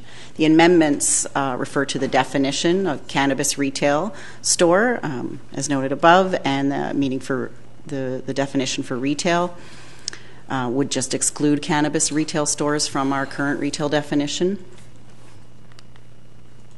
The zones that are being amended are the C2 general commercial and now the C4 commercial recreation, which is the new site, to allow cannabis retail stores as permitted uses with a condition of use that those retail stores only be permitted on site-specific locations. That would be noted directly in the zones. So the C2 zone would have 3 sites in Sooke. So this one here, which is the area known as the Castle on Sooke Road, and then the 2 that are downtown. Those are the 2 there. And then the C4 zone would be at the Stickleback Pub site location on Sooke Road, which is the new amended, the addition for the amendment. Oops. And that concludes the presentation. Okay, so Council has received a number of reports from this, so thank you very much to staff for putting these all together. We had to sort of wait for a lot of other governments to sort of put things in line in order for us to deal with this. Some thoughts have been that for a long time, Council had a moratorium where there would only be 3 permitted, and those 3 locations had worked in cooperation with the district and with the RCMP and received feedback on that, and so that sort of had held. We also did then receive a delegation which for the 4th location to be considered, and received a fulsome delegated report from the applicant there, just citing what their vision for the land was. So there's different arguments whether or not to stay with the 3 or to add the 4th. One thing to bear in mind is that it is all recreational cannabis. That's how it's being treated by the federal government. An earlier speaker did raise the fact that it's not deemed, there's no distinction now between medical and recreation, and that is correct. It is all deemed recreation, so it is on a buyer beware approach if someone were to buy from any of the retailers. Once every business goes through the licensing process with the province, they will be expected to carry only the federal approved product within their stores. So some argument that has come out is how the weed industry is a bit different in BC and on the island, in other places. However, that is the law from the federal government. While there may be other organic suppliers supplying, unless they are federally recognized and federally approved, the local stores cannot sell that particular product. It can only be what's available on the federal line. So one would argue that there's about 160 strains or so approved. I don't know how many types of beer there are in the world, but some would say that 160, if you were reduced to only 160 beers, it certainly isn't enough. But that's something that the federal government needs to sort out. They're the ones that are dealing with the licensing, the control of the product. Just like any food source, they deal with that. So what that means, though, is post-licensing, all 4 stores would be carrying really the same mix of products. And that's just the reality. And it'll be up to, and so some would argue, is this what we want to do? But in some cases, you could also argue then that is up to the market and each business to, depending on how they're selling, their interaction with the customers. You could argue that even if you didn't have anyone in Sooke can buy online and have the product delivered. They can buy in any other community, bring it home and use it. It crosses borders. So that's just the with me too, we have 2 grocery stores, but you can probably get groceries delivered in Sooke from 5 different grocery stores if you so chose, and that's just the way of retail now. So I just wanted to just point that out. I think every store has its own unique approach in terms of what they do, in terms of our 4th retailer, in terms of what their plan is for culinary and the like. That is up to them to work out with the province and the licensing that goes with that, or if it's any sort of, whether it's Island Health or VHA regulations for culinary and all that, that is for them to work out with the other governments that are dealing with this in terms of supply and licensing and the like. So I just wanted to make that clear. So comments on this, Councillor Beddoes. Yeah, unfortunately, it's the one meeting that I missed. It was hard, but I guess what threw me is that we had a great long discussion about the 3 stores that are presently in Sooke, and it was almost unanimous that we were going to leave it at 3, and I go away for 2 weeks and come back that it's now 4. I have a bit of a problem with that. I read the brief. I didn't just ignore it, and the correlation between having a cannabis store and what they were doing in the way of education didn't really correlate with me. I guess I'm stuck between the middle here because I have to also depend on my colleagues, which is you, that did have a look at this in great depth. But it does strike me a little odd that all of a sudden we went from this, we were pretty adamant about it too, that we wanted to keep it in those 3 retail shops in in the downtown area, then all of a sudden, poof, we got one out in the gateway. I would much rather see when we do the OCP, and people decide whether that's what they want in the gateway approach. So I am a little troubled by this, and I assume you have much more information on it than I do, because I'm a little bit taken back as to how we got to this position. Okay. Councillor McMath? We've had a lot of conversations about this topic. It all kind of blurs together. Definitely in the beginning, that was the feeling. I personally have changed my perspective on it.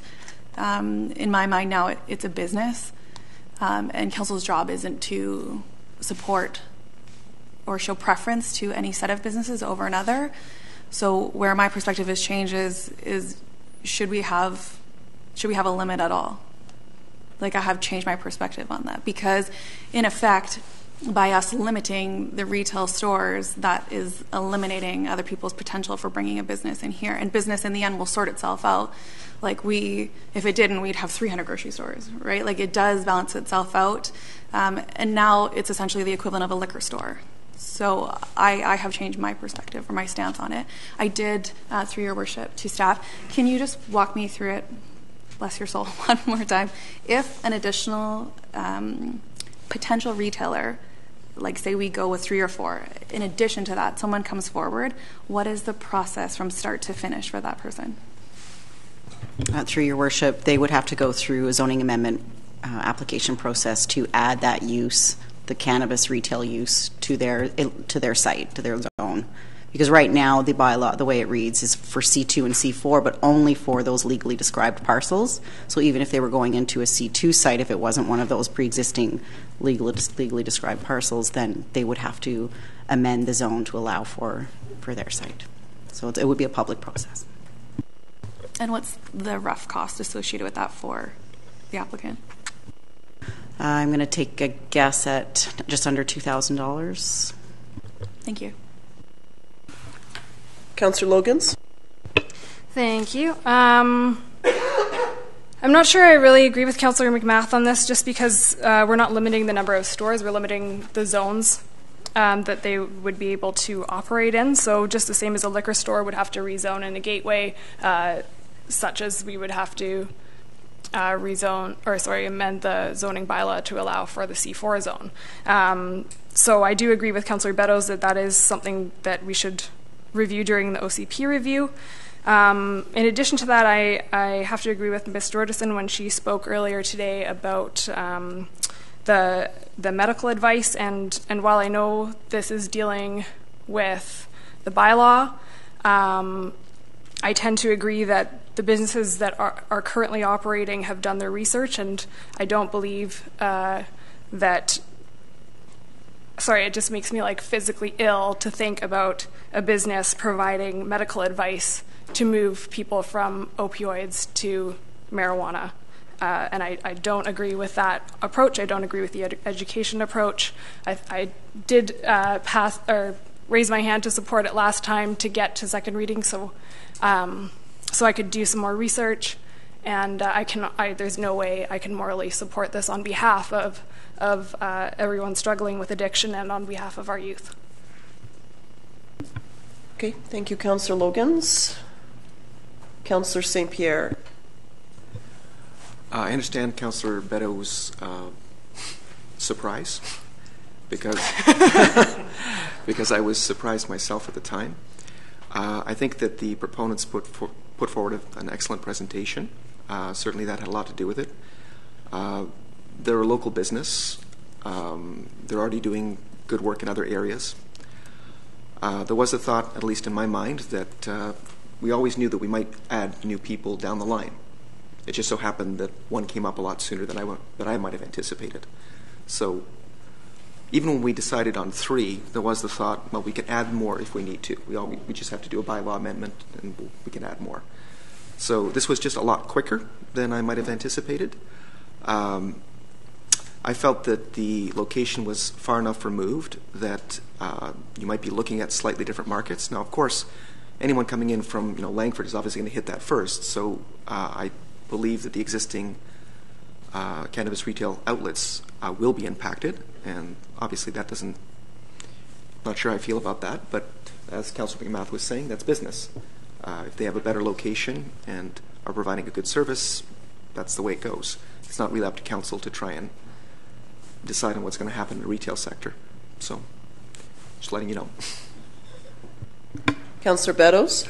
Yeah, I guess the part, we set a new precedent. I mean, I know we said originally that it wasn't engraved in stone when we were going to limit it to 3, but because it's so new, we were going to, at least my impression was that we were going to limit to those 3 that have been working and doing their homework and made presentations.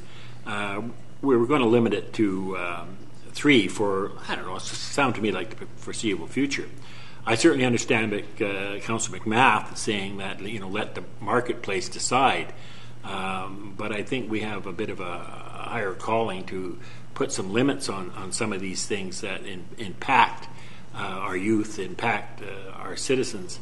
I'm still having quite a bit of a problem with this particular one. I understand the good work that they do down there. They certainly are an asset to the community, but giving them the zoning for selling marijuana, whatever you want to say to it, and how it works in with their plan is a little bit beyond me.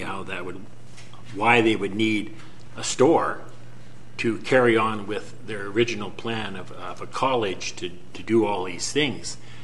I would think that be able to work with the present stores, and if we're going to do this one, the 4th one, what's stopping next week, number 5, the week after, number 6, and then Councillor McMath will have hers. It'll be free enterprise all over. So, I mean, we talk about fairness in dealing with developers and not charging more than $1,000 because it'd be unfair. You know, I kind of think that the public's looking to us to do put some limitations on this. At least that's the feeling and the word I get back. And to find us move so quickly does alarm me a little bit. But I'm having some difficulty with it. But thank you for your input. I do appreciate hearing the different thoughts, and I know things are not always engraved in stone, and we can change our minds. But I'm having a hard time supporting this at the moment. Councillor Bateman? Yeah. Councillor Beddoes, I suggest you have a look at the videotape from the previous meeting that you missed, because Mr. Taylor here did present, and it gives you a fuller idea of the nature of this application. Through you, Your Worship, to staff, I understand, maybe I heard it somewhere, that municipalities cannot legally impose moratoriums. Is that correct, or...? Through Your Worship, to Councillor Bateman, that's correct. Just saying there's a moratorium isn't legally standing. That's what it has to be through a bylaw, which is what the zoning is. Okay. Thank you. Okay, so we're at a point here where we have already given first and second reading to this, right? So there's two avenues for council to explore. One would be to rescind it to allow the fourth. The other would be just to continue on to schedule the public hearing with the existing three. That doesn't negate the... Now, should council choose to not rescind but to go ahead, that allows... When we're speaking to the bylaw, can we not say it's about the existing three businesses, but instead it's about the C2 zone and C4 zone? Because I think that's where there's confusion about whether we're restricting or not. We're just it's just discussion on the zones. So C2 zone, if that makes sense. Are the three that are all C2s? Mm-hmm. Right. So it's adding the C4 with site-specific address. Yeah. Whereas it's the same as by amending the C2 zone, all we've done is added in the three specific address. Like, we're not allowing all C2s to have cannabis retailer as a permitted use. They're specific to the particular sites. Are they? Yes. That's why the address... The addresses. Yeah, because it has the legal description is actually in the bylaw. So it, okay. Yeah. Yeah, so that's why it's those addresses, and then the C4 entered in because of where that particular property is, and then it has site-specific address there. Thank you. Yeah, so, yes, Councillor St. Pierre? Through Your Worship to staff, just to confirm, if we go ahead with rescinding the second reading and make the amendment, is this delaying the licensing for the three original proponents?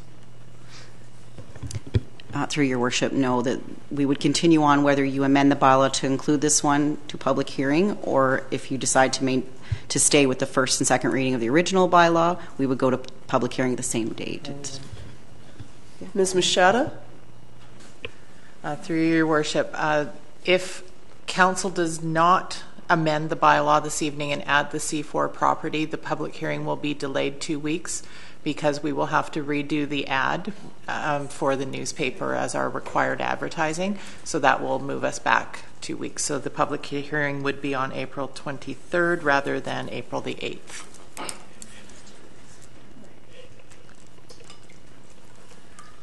So by not rescinding, we're delaying. Yes. And by rescinding, we're not delaying. Yes. Given the discussion at the last council meeting, and there was unanimous support for the amendment moving forward, minus Councillor Beddoes being absent, we had to, in order to move this forward, we had to make a presumption that this would pass this evening, and we have those ads ready to go in the paper this week and next, which would take us to the April 8th. But at this point in time, all we can do is pull that ad we can't amend that ad at this point in time. So if that fourth property is not included in the zoning bylaw, we'll have to redo the ad and postpone till the 23rd. But it has to be the same newspaper? Or can it not go, like if we typically, because of the requirements, we have to use newsprint, in which case we're limited to the Sooke News Mirror, but in that, who has their ad cut off, but in this case, could not the Times Colonist be one advertisement? It just doesn't seem, like to me, the public hearing date should be as it is. We would make the April 8th date, but then... Assuming we could still get an ad into the Times Colonist, I don't know what their cutoff times are. Right, well, they're a daily, well, not daily, but 6-day-a-week publication. But we have to get one of those ads in this week, so... Yeah. I could say we could try, but I couldn't guarantee that at this point. Okay. Councillor Beddoes? If we, for instance, go ahead and do this zoning amendment to put the fourth one in, and then have public input, this is a procedural thing, so I want to give clarity here, we could still have an opportunity to, let's say the public is dead set against it, and let's say most of the councils, we could back a step up. Yeah, at that time? That's what the public hearing is for, to hear the public input and then make your decision.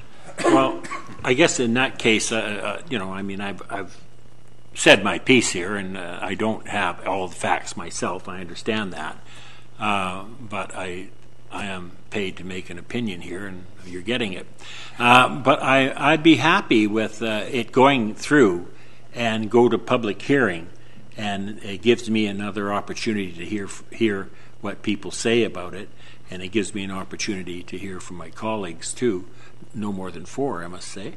But and you know, maybe the person giving this presentation, and I did do a lot of research on it. Believe me, I didn't see that video.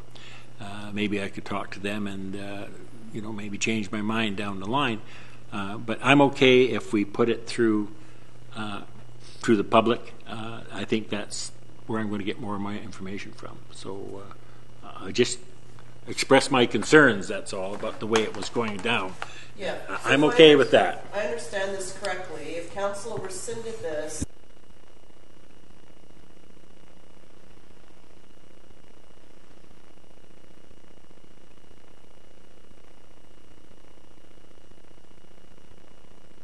I don't have my microphone on, pardon me. So we continue with this recommendation, then the public hearing would come forward on April the 8th for all 4 locations, but at that time, council could then decide to either keep it at 4, 3, 2, 1, whatever, depending on what the public says. So that still allows time.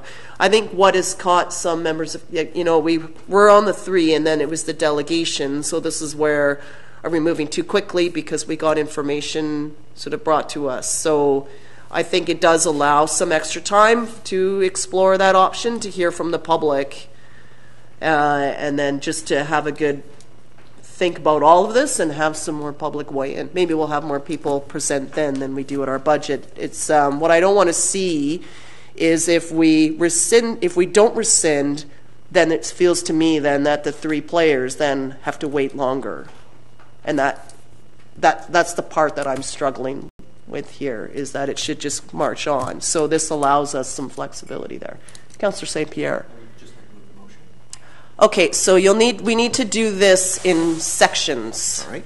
So one section at a time. All right. I'd like to move that council rescind second reading of zoning amendment bylaw number 730, 600-69, 2019. Moved by Councillor St. Pierre and seconded by Councillor Bateman. Okay, discussion on rescinding. Nothing? Okay, call the question then. All those in favor of rescinding? Opposed? Councillor Logans and Councillor McMath are opposed, so the motion carries. And then the next one, that council gives second reading as amended to zoning amendment bylaw number 730-600-69, 2019. Moved by Councillor St. Pierre, seconded by Councillor Beddoes. Any further discussion? All those in favor? Opposed? Councillor Logans is opposed. The motion carries. I'm getting confused. And that a public hearing be scheduled for bylaw number 730-600-69, 2019, in accordance with Section 466 of the Local Government Act. Moved by Councillor Bateman, seconded by Councillor St. Pierre. All those in favor? Opposed? This carried unanimously. So what we've just done is we're allowing at this point all 4 locations to go to the April 8th date, and then the public will have an opportunity to comment on all those, and then council can determine what locations are going to be approved going forward. This is our one time to get all of that input. So really, I think this is when we really need to hear from the public. Is 3 too many? Is 4 too many? Is there a number that's too many? What about the different locations, and to get more feedback? I would recommend that councillors visit all locations and just hit the pavement, talk to the owners, and just check them out and see. Okay. All right. Good. Thank you. Okay. 10.4 is our bylaw number 732, Revenue Anticipation Borrowing Bylaw. And that here is that the bylaw cited as Revenue Anticipation Borrowing Bylaw number 732, 2019 be adopted. Move adoption by Councillor St. Pierre, seconded by Councillor Bateman. Any discussion? All those in favor? Opposed? Is carried unanimously. Reports requiring action 11.1, development permit for PLN 01403, the Evergreen Mall. And over to Ms. Campbell, please. Thank you, Your Worship, Council. This site is located in the Sooke Town Centre on the east side of Sooke Road roundabout. The Home Hardware to the north, Lot A to the east, and A&W to the south, and across the street is the Royal Bank building. The site is as with all of the Evergreen Mall site, is Zone C2 General Commercial, which permits a wide range of commercial uses such as retail, restaurants, and office uses.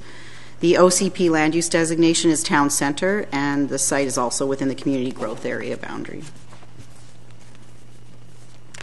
This is a single-story building with a total building footprint of 592 square meters. So right now I just have a somewhat transparent ortho photo on the screen for you. And I wanted to just give you a sense of what the site looks like now before the site plan pops up on the screen. So you can see where the access comes in off of the roundabout to the right of the screen, and how it sort of curves upwards, and then you have to do that sharp left turn in. The former Royal Bank site is in the north. Sorry, north is actually in your direction. So the vacant lot that used to be the Royal Bank site and some other CRUs, the pad is still there on the east side of the southeast corner of the slide. Sorry, God. North should be up. Oh, sorry. Here we go. Okay. So I'm going to kind of flip back and forth between the two. So here, just watch the screen where the access is, and then watch how the access changes. Someone from the public had brought up concern around access into that site, and I think this proposed development is offering more than just a new building on the site, but some improvements to the overall entrance, both pedestrian and vehicular. So now this access will flow sort of towards the Shoppers Drug Mart, and there'll be an extension of the existing sidewalk into the site with some raised crosswalks and new sidewalks created with let downs for wheelchairs and scooters and strollers. The realignment will promote safer motorist movement in and through the site, and there'll be some parking that will be removed but then reallocated in front of the current liquor store. So now they'll have their own front entry parking, so people aren't crossing that access to dart into the liquor store. I know I've done it myself every day after work. The pedestrian environment will will be improved through extended sidewalks, crosswalks, and raised crosswalks, as I mentioned. There are opportunities for pedestrians to go directly from the sidewalk on Sooke Road to the front building entrances through the landscaped areas and onto pattern paved surfaces. The pedestrian connection across the drive-through is designed as a raised crosswalk. So the drive-through is you see the queue length of cars on the upper right-hand corner of the slide. So there is a pedestrian crosswalk that's raised. So that will also slow traffic from the drive-through and provide a safer crossing to the corner entrance of that building. Also of note, the owner is offering up 4 new EV charger stations on the site. So the area that cuts into the green space on the west side of the access road. Yeah. Sorry, I guess I could. Sorry, it's just, sorry, does that cut off the... They have that one too. It kind of cuts me. It kind of cuts me off a bit, but yeah. So the EV chargers are just on the south side of the liquor store. Yeah, there's 4. There will be 3 new bike parking spaces that'll be installed via bike rack at the corner entrance. So where that pedestrian connection happens from the sidewalk, there'll be a bike rack there. Refuse removal area is located on the northwest side of the property, hidden from view from pedestrians and in an enclosure. That's just a quick summary of the site.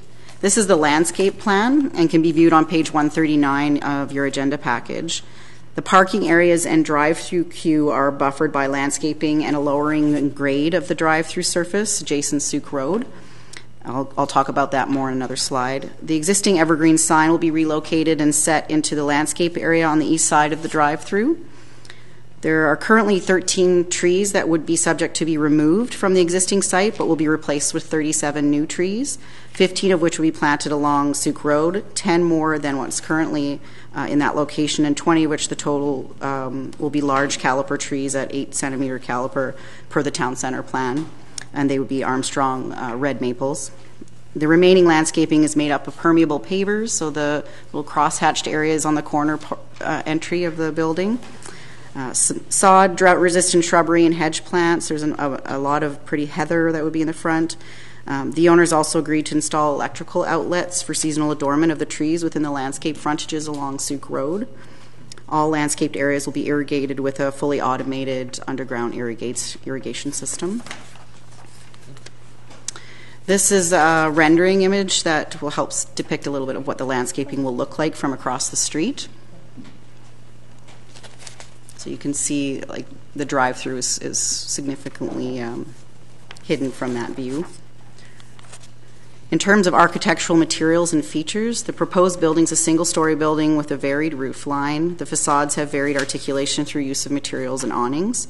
There's a chamfer on the southwest corner in the top right corner image, which recognizes the roundabout, and also the Royal Bank building across the street, which has a similar corner feature. Weatherproof wood awnings along the entire pedestrian frontage and wrapping around the side elevation fronting Sooke Road helps delineate the entryways, and our town center plan does require awnings for weatherproofing for pedestrians. The materials are made up of heavy timber, natural stone, hardy board siding, and glass, utilizing an earth tone color palette, also in keeping with the town center design guidelines and town center plan. This is a street view looking east on Sooke Road. The image is intended to depict how the height of the new building will look in relation to the Royal Bank on the opposite side of Sooke Road. So the applicant agreed to raise the corner of that building so it met the same height as the parapets on the Royal Bank building. Now the drive-through. The drive-through component specifically addressed in the report on page 122 and 123 of your agenda package. The OCP and the town center plan include discouraging statements regarding drive-throughs on the Evergreen Mall site in particular. But the OCP also promotes all traffic-generating businesses to exist mainly on the north side of Sooke Road. The Tim Hortons is a traffic-generating business, particularly given the drive-through component. In addition, the form and character guidelines for site design and layout include specific reference to screening drive-through windows and stacking lanes. So staff has worked with the applicant, reviewing alternative alignments for the drive-through, which included an assessment of queue lengths by transportation engineers and the impact on Sooke Road and the roundabout. The proposal before you includes the best option for incorporation of a drive-through in this location.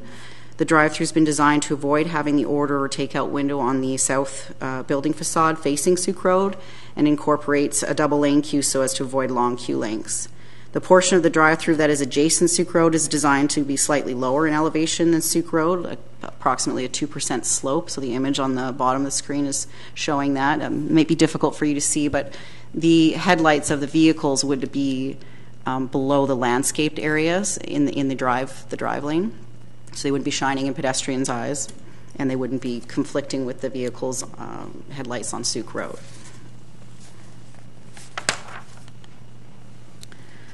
Drive-through traffic will enter the south side of the building, start the double queue on the east side, and exit the north side back onto the access aisle and out onto the roundabout. The site design and signage discourages drive-through traffic from using the loading access as an entrance or exit route.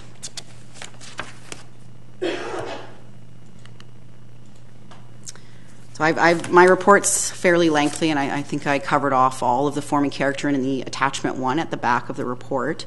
So I'll conclude with that staff is recommending that council approve the issuance of the DP subject to prior to issuance conditions. The rationale for that recommendation is that staff believes the application meets the majority of the forming character guidelines and all of the zoning bylaw regulations. The new building would contribute to framing the entrance into the core at the roundabout. The development would result in improved landscaping and pedestrian spaces in the town centre and additional EV stations and new businesses for Sooke. The report includes alternatives and implications on page 123 of the agenda package for council consideration. This completes my presentation. The applicant's agents are here to present or to answer any questions if council should have any. Okay, thank you very much, Ms. Campbell. I know that you've been working on this file for quite some time, and council has had meetings, and we've been long been waiting for this to come forward, so really appreciate all of your work in capturing the details, particularly those of the town centre design guidelines in your report and within the submission here. So I'll start with that. Councillor St. Pierre, though, has a comment. I think that the future of Sooke is probably definitely in terms of things like tourism. I have to admit that I'm not necessarily sure that this is best in terms of what we see coming down Brownsea Boulevard and the roundabout. But my understanding from having spoken with the developers is that Tim Hortons represents a tenant that they can actually put there, and that we can't necessarily get anyone else in anytime soon, which means we're left with what's there right now, which quite frankly is not very pretty either.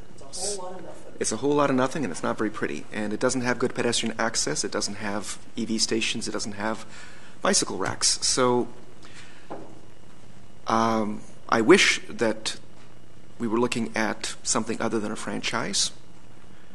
But my understanding is that if we're wanting that area to be developed and to actually move forward, honestly, in directions that we do want, this may be our option. It feels like not necessarily the choices that I'd like to make, but that's just a little commentary on my part. Councillor Beddoes. Well, I'm quite happy at Tim Hortons coming to town, to tell you the truth. I don't think it distracts from our community. I think most communities on the island have a Tim Hortons. I know that my wife and I go to lots of them. It just gives our residents another option. They're more than just a coffee shop. Yeah, sure, it's a chain, but so are a lot of things are chains. You could have a local coffee shop that is bought out by a big conglomerate the next year. So it's business, and that the Tim Hortons will employ people, and the people will live in Sooke, more than likely. I don't see very much wrong with this proposal, and I'd be willing to see it move forward. Councillor McMath? Yeah, I think there is a happy medium between increasing different kind of tax base, bringing in a local business that supports and provides local employment. I do have to note that they did listen to a lot of the concerns that we had in the discussions, and I see them in here. I do have a couple questions through your worship, to you guys, could you go back to, just keep going and I'll tell you when. Keep going, keep going. Keep going. Keep going. Right there. I'm just going to point. So I just have a couple concerns. So this portion right here, when cars are coming out, even right now, there's I think it was like a hydro box or something, or a station, and it's really hard as when you're in your vehicle here to get out. It's really hard to see. So that shrubbery that's gone now. I love the greenery. I just want to make sure that that's not a visual impairment. And then same with this section over here that has the pedestrians walking across here. That shrubbery isn't sort of blocking drivers from seeing pedestrians. And then the other part, last part, sorry, right here, right now there's sort of like a hill, and that is a visual buffer. And on your other photo, you said you can't see cars, but I don't know if there's a car in there for perspective. Keeping that hill there blocks the sight lines. It also sort of prevents sort of goat trails from happening of people crossing over. I see in your other one that it's flat. So I just wanted to touch on those for now. Yeah. Were you looking for staff response or just? No. Okay, we'd like to hear from the applicant. If you could please come forward and just introduce yourself. There's a button on the base of the microphone there. My name's Lauren Gavinchuk, and I'm the developer owner's agent. Thank you, Mayor Tate and Council and Ms. Campbell for a lovely report. The answer to those easy peasy. Those are real simple things, which I think we've already discussed. I think when we met. So yes, obviously sight lines and pedestrian safety is paramount. And those are very easy soft landscaping achievements. Yep, I agree with Councillor McMath with that hydro box, because you really have to creep out to see around it. So just it needs to be replaced with something low. I mean, it's nice to have something there that's green. It just has to be a lot lower than what it is. Sorry, the hydro box, we can't move that. No, I know that, but there's some sort of screening around it, and it's getting tall. So even if you either cut it down or put something that's more like not as tall, so when you can see. Right now, you have to come all the way into the drive out. You can't see if anyone's coming. Most definitely. Yeah, no, this is, I think, our second or third iteration of landscape plans, working closely with staff, Laura Hooper. So sure, we can make some refinements. Yeah, and that's existing, like that's currently there right now, so that's where we just like to see that swapped out. Sure. Go ahead, Councillor McMahon. And then just on the hill that's by the drive-through, in the photos it looks like it's been flattened. I know it's a little bit higher to block the line, but right now it's raised. Is there any reason why you wouldn't keep it raised? No, we would actually, the grades, because as Ms. Campbell mentioned, we did lower the grades of the drive lane to keep the vehicles low. So it's just simple, if you're bringing it down, we can bring it back up and create I'll call it a berm. So we could berm that very easily. Again, that, you don't want to make it, actually probably the steeper better, as you suggested, prevent shortcutting through there.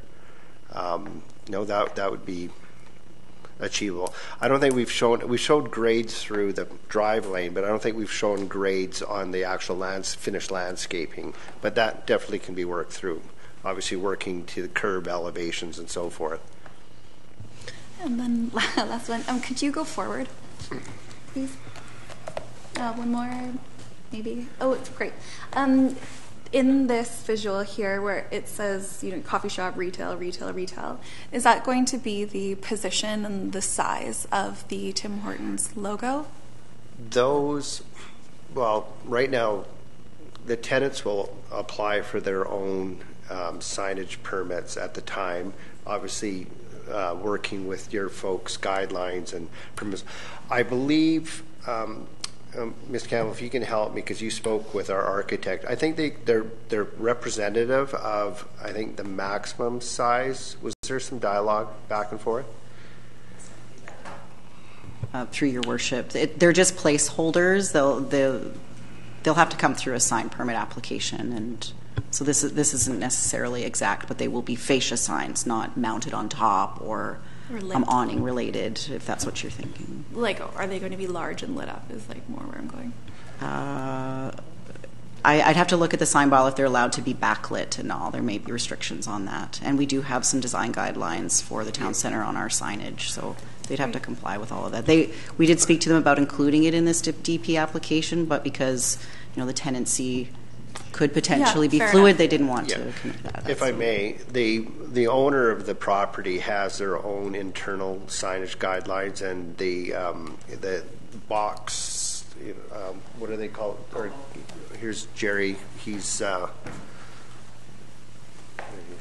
my name is Jerry Bouton. I'm 2671 Jacqueline Boulevard in Langford. Sorry for being in Langford, but thank you, Mayor Tate. Thank you, councillors. You don't have to kneel.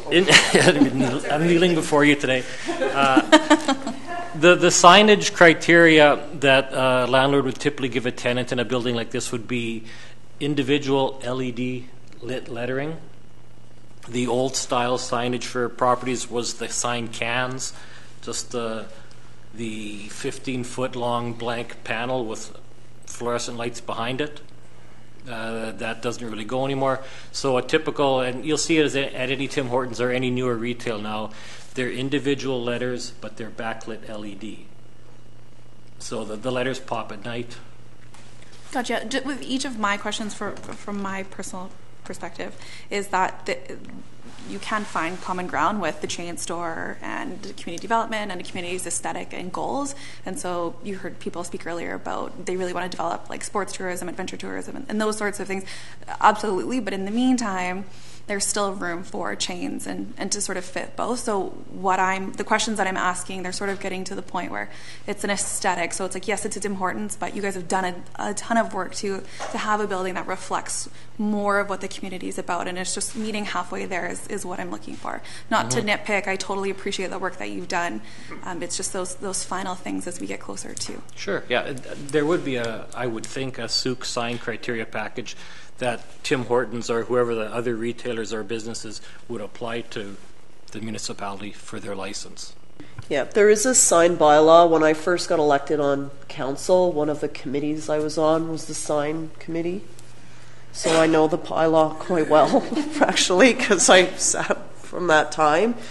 And so there is specific criteria that each tenancy, like usually a lease with a landlord and a tenant would say like signage is permitted per the prevailing legislation, of which we have a bylaw that the tenancy would need to meet. If the tenant wanted something bigger, then they would need to apply for a variance. So my recollection, Shoppers Drug Mart received a variance, and so that's why their signage is as big as it is. TD Bank did not. Royal Bank did not apply for one. So there's sort of a variance, but then that's where we could kind of see this is what is allowed, this is what happens when you go outside the box, and so this is where, it would be up to the tenant then if they're just going to design and stay within that particular bylaw, and then if they wanted to come forward, they would have to come to council and see if they wanted something bigger. But usually it will fit in with the scale of the building. Yeah, hope that helps a little bit. Anything else, Councillor McMath? Okay, Councillor Logans, please. Thank you. Thank you, gentlemen, for coming and presenting. I know clearly you've put a lot of thought and effort into this, beyond just your needs, but also the needs of the community, and I appreciate that. Just touching on Ms. Budgeon and Mr. Baggers, I believe the name was, comments from earlier today during the public question and comment period. They spoke against having additional franchises in the community, and I do understand that. However, I think that's more of a systemic thing. And having said that, since 2008, at very least, survey after survey of youth in the community, they want Tim Hortons. They desperately want it. And while there is one going down, I believe, by the high school, they also want to get away from the high school, those students, during lunch hour. So I'm sure they'd be coming to this one over that one anyhow, those who can drive. But I know that it is something that the community has been screaming for over a decade. So if they do end up in this building, then I think that would be a benefit to the community. I also know that removing those epic trees and replacing them with a drive-through is not going to go over well in this community. However, having a 3-to-1 replacement in the town center is very nice. I appreciate that. And I also know that Evergreen Mall does look after their trees, and you do a good job of watering them, and you use watering bags during the summer, which is fantastic. So hopefully, well, it's clear to me that there's value placed on the aesthetics of the lot in terms of the environment. So I'm certain that those trees will not die after a year of being planted, and I appreciate that as well. That's all my comments. Councillor Bateman? Yes, thank you for the presentation, and it sounds like we're moving forward with this, and that's wonderful. I come out of an organization called Transition Sooke, which is looking at ways in which we can localize local economies, recognizing climate change and how we need to mode shift out of automobiles. Here we are approving a drive-through. I'm really loath to go against our official community plan produced through full public process, suggesting that we have discourage drive-throughs at Evergreen Mall. And of course, we did approve a car wash south of the Sooke Road back in 2011, which was not recommended in the OCP. So we have precedents for taking alternative directions here. I'm curious about a traffic impact study. Have we seen a traffic impact study, given how popular Tim Hortons is? Yes, it was submitted as part of our DEP application. Okay, and what kind of impacts do you anticipate? I don't have it memorized, but the added vehicle numbers using the traffic solar were 1.5 cars per, like it was per minute, like in an extra car would be there in a minute kind of thing. I could find the right. Or do we have that available? I think Ivy might have. Ms. Campbell. Through your worship, I should apologize to council for not having referenced that in my report. That's a real miss on my part. Yes, there was a TIA, and it's an important part of the development application. So again, my apologies. The main finding of the TIA was MOTI's review of it. And they were essentially just concerned with the access, obviously, off of Sooke Road, but also the access that's used at the rear of the proposed building for loading.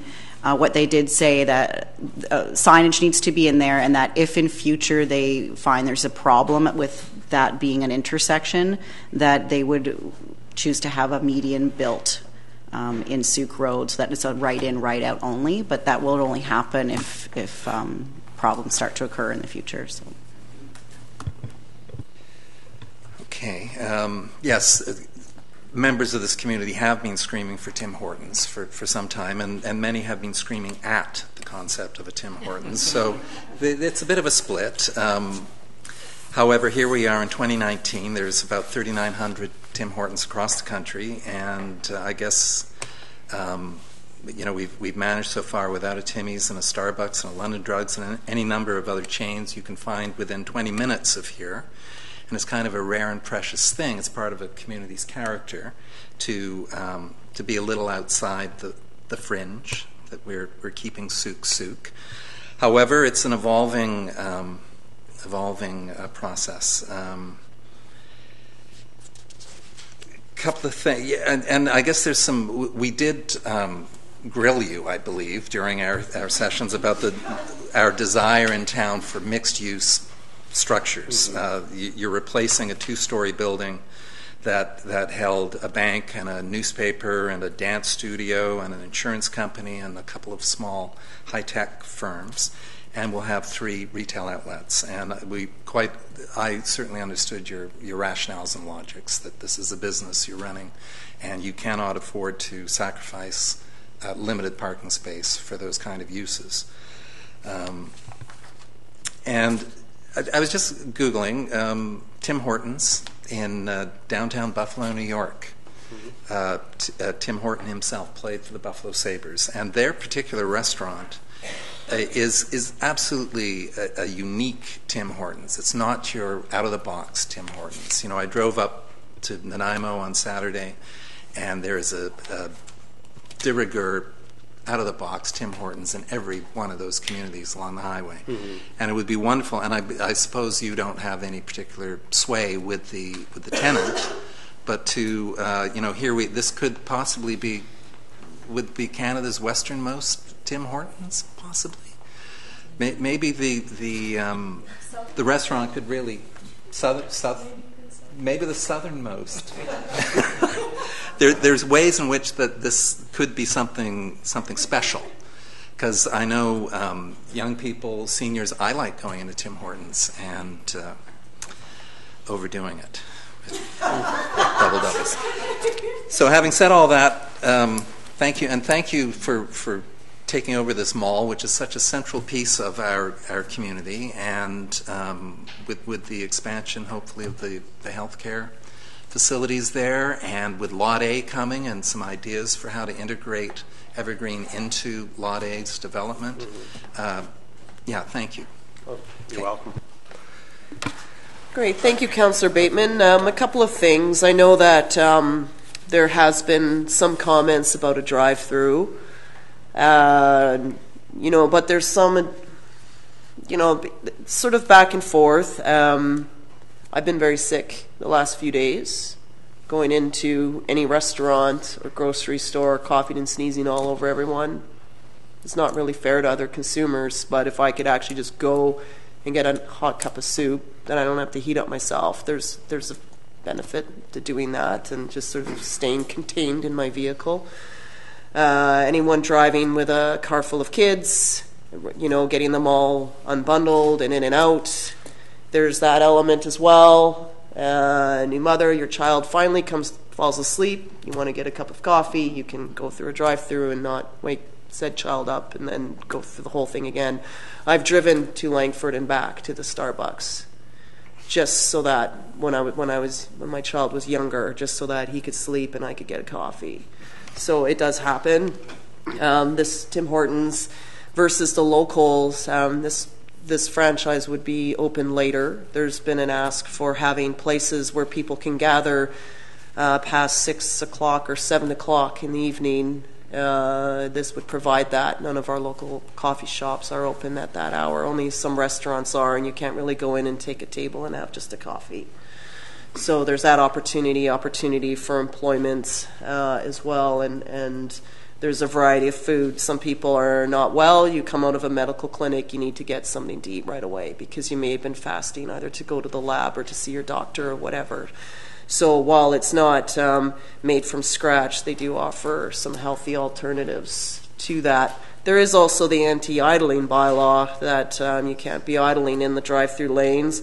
And a lot of newer vehicles, mine's just a Chevrolet, but it does shut off on its own and then starts up again. So it doesn't run, it doesn't idle all the time when I'm just sitting in traffic. It turns on and off on its own. So I like to see this move ahead. There's one thing, though. I appreciate all the different elements that have been incorporated.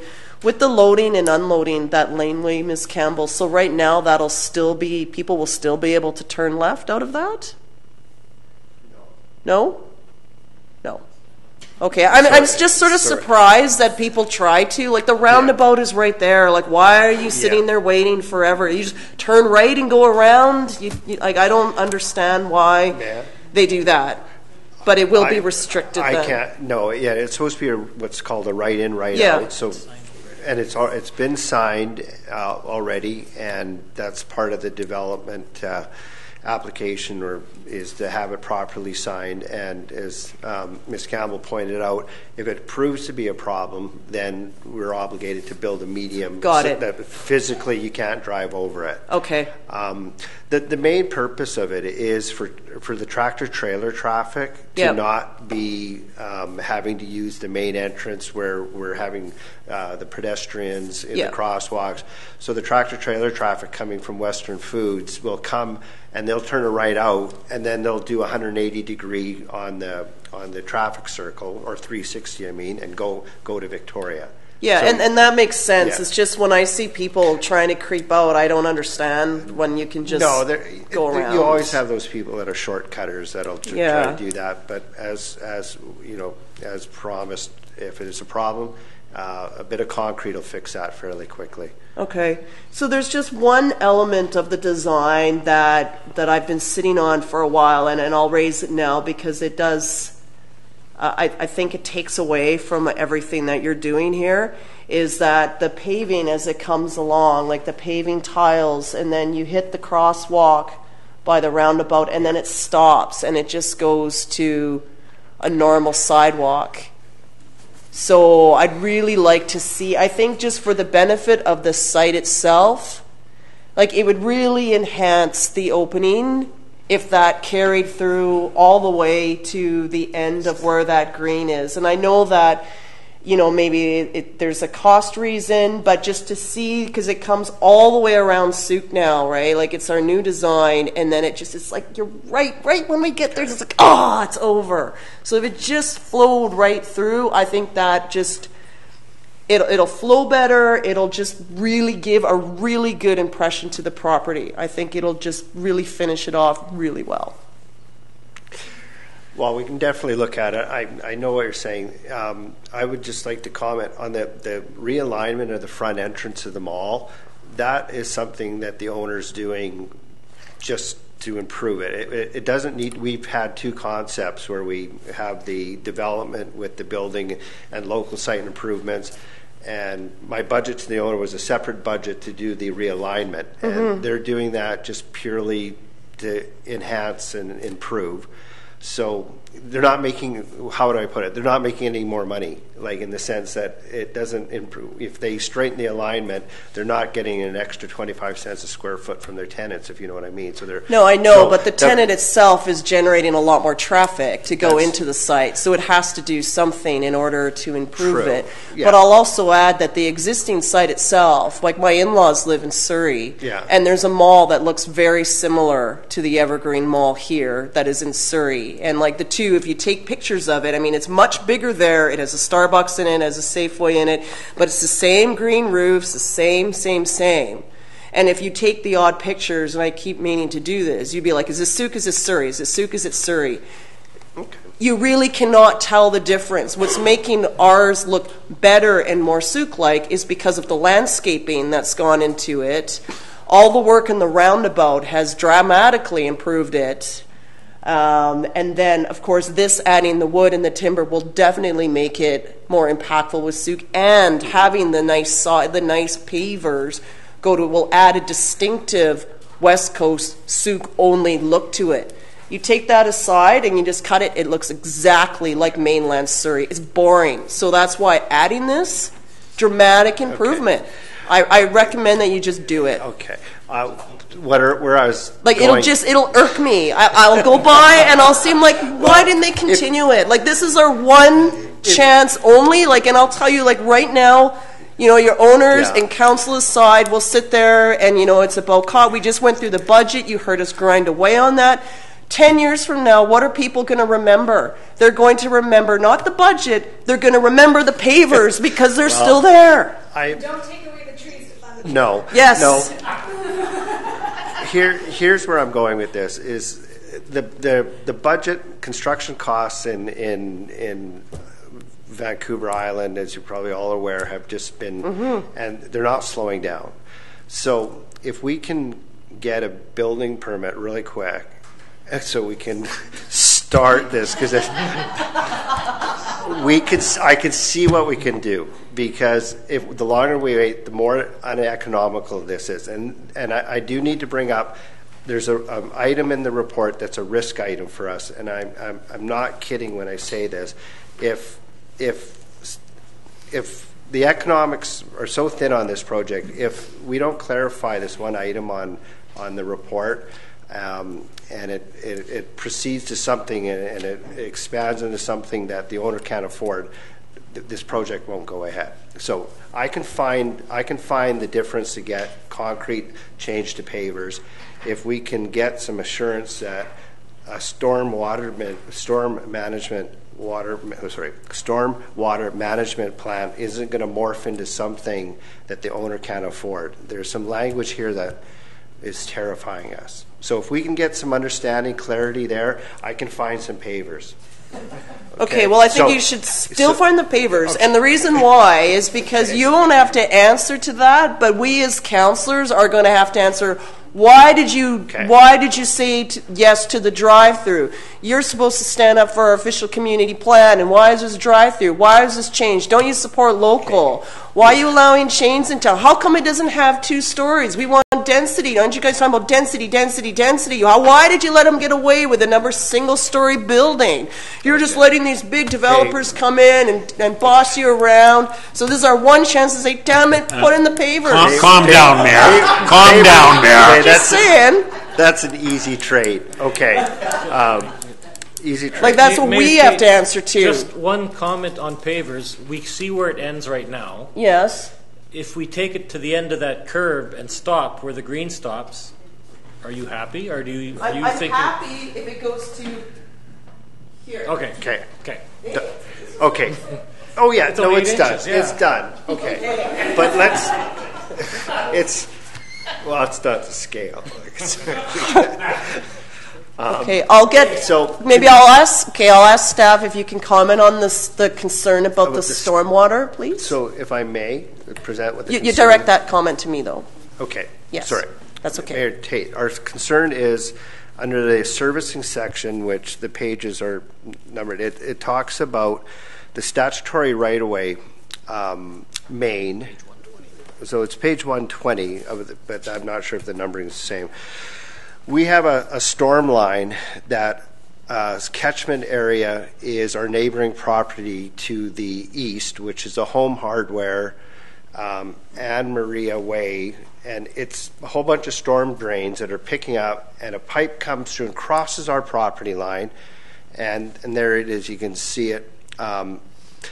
What we need to do is we need to reroute it.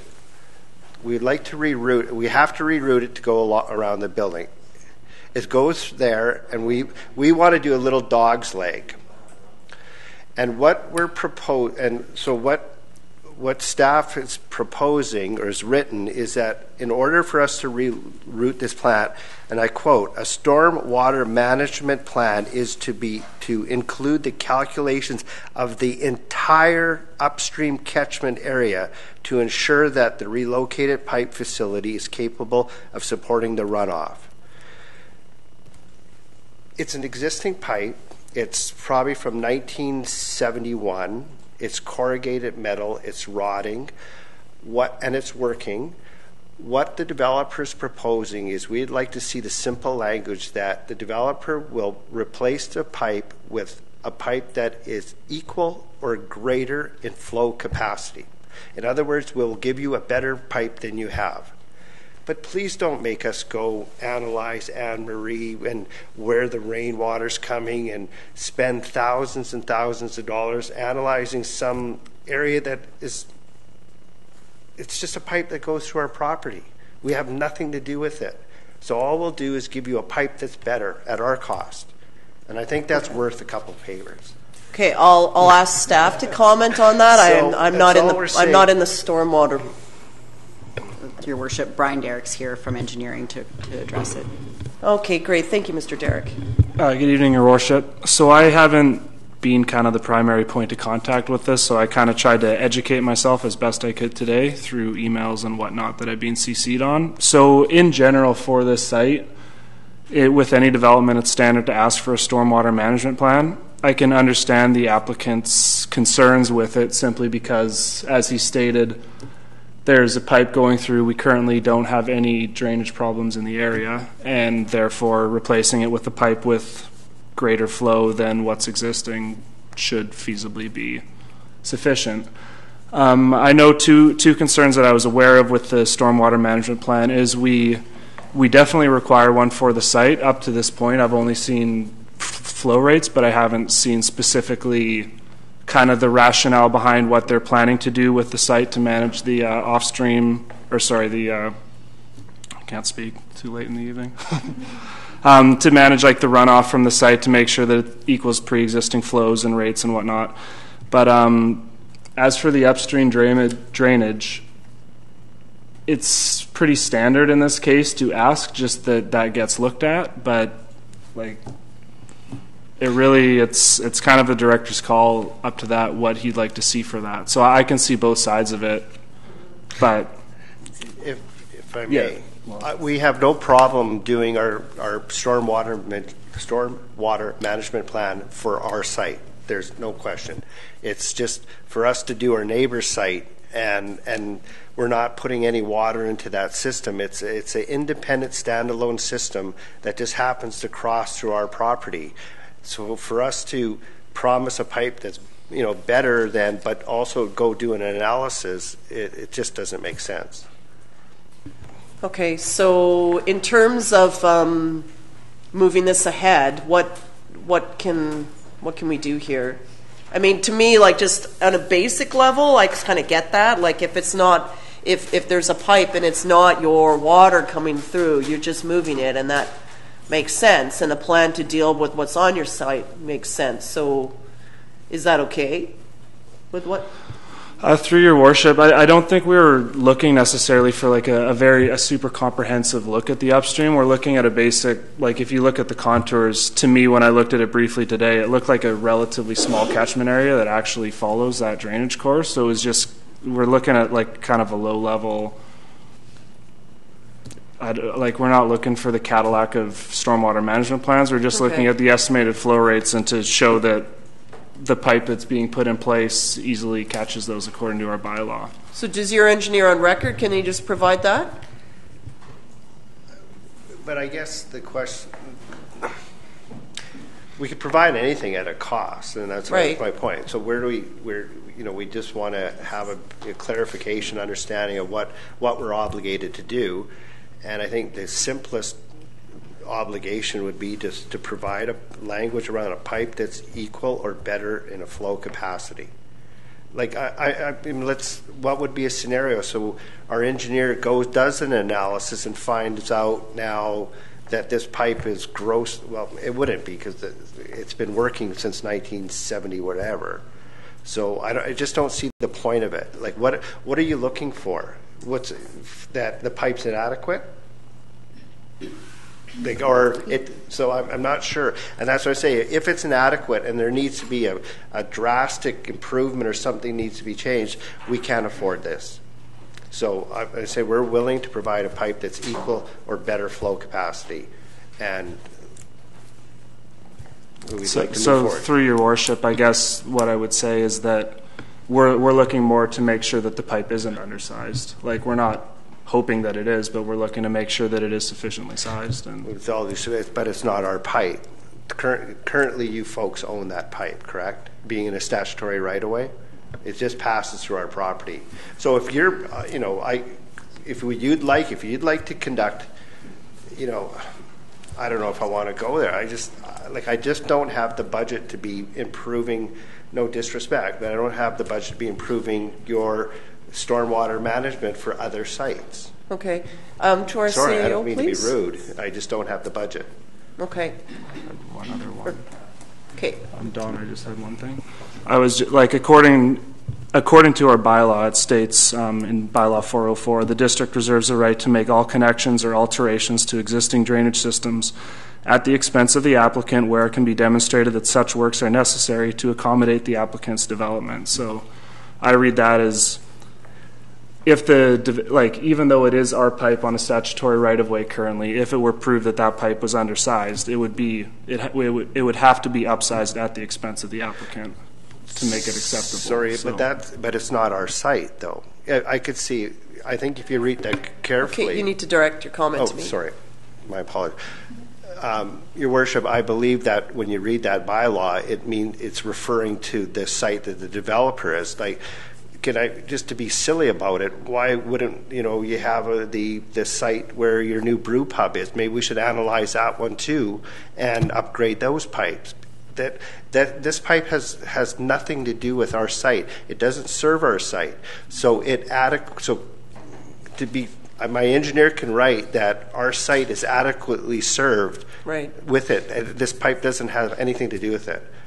You know, it just doesn't have anything to do with it. To our CIO? Your Worship, I think it makes sense for the district to ask for a stormwater management plan to expand a large impermeable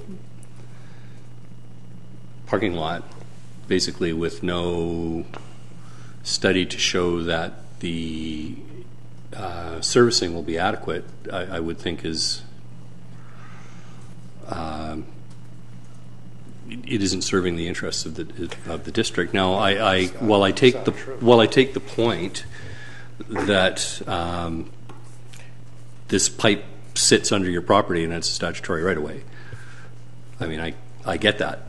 But the pipe handles the runoff ostensibly. There's no connection to any stormwater from your property into that existing pipe. Is that the case? That's right, Your Honor. And sorry, may I make it very, very, very clear? We are doing a stormwater management plan for our site, which will meet Bylaw 404. We are doing that.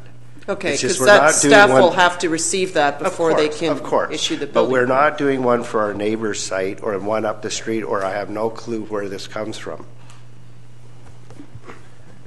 Anything further, Mr. Schaefer? Not off the cuff, Your Worship. I have to consider it, I think. I'm not the Director of Development Services nor an engineer, so I have to think very carefully about yeah, no, I understand. There's a few comments from councillors. Councillor Logans and McMath and St. Pierre. Thank you. This took a turn, but it's important. We're talking about it. Did this, through you to the applicant, did this come as a surprise at some point during the process? Is that the issue? No, actually, we met. We had our owner from Toronto flew in, and we had our civil engineer, Mayor Tate was there, and Ms. Campbell were there, and we talked about it quite extensively, and we came up with the language that a flow pipe, sorry, not specific to this pipe, but to our management plan, that it would be, that we would be equal or better the discharge of rainwater, stormwater into the Sooke system. And that was the extent of the discussion.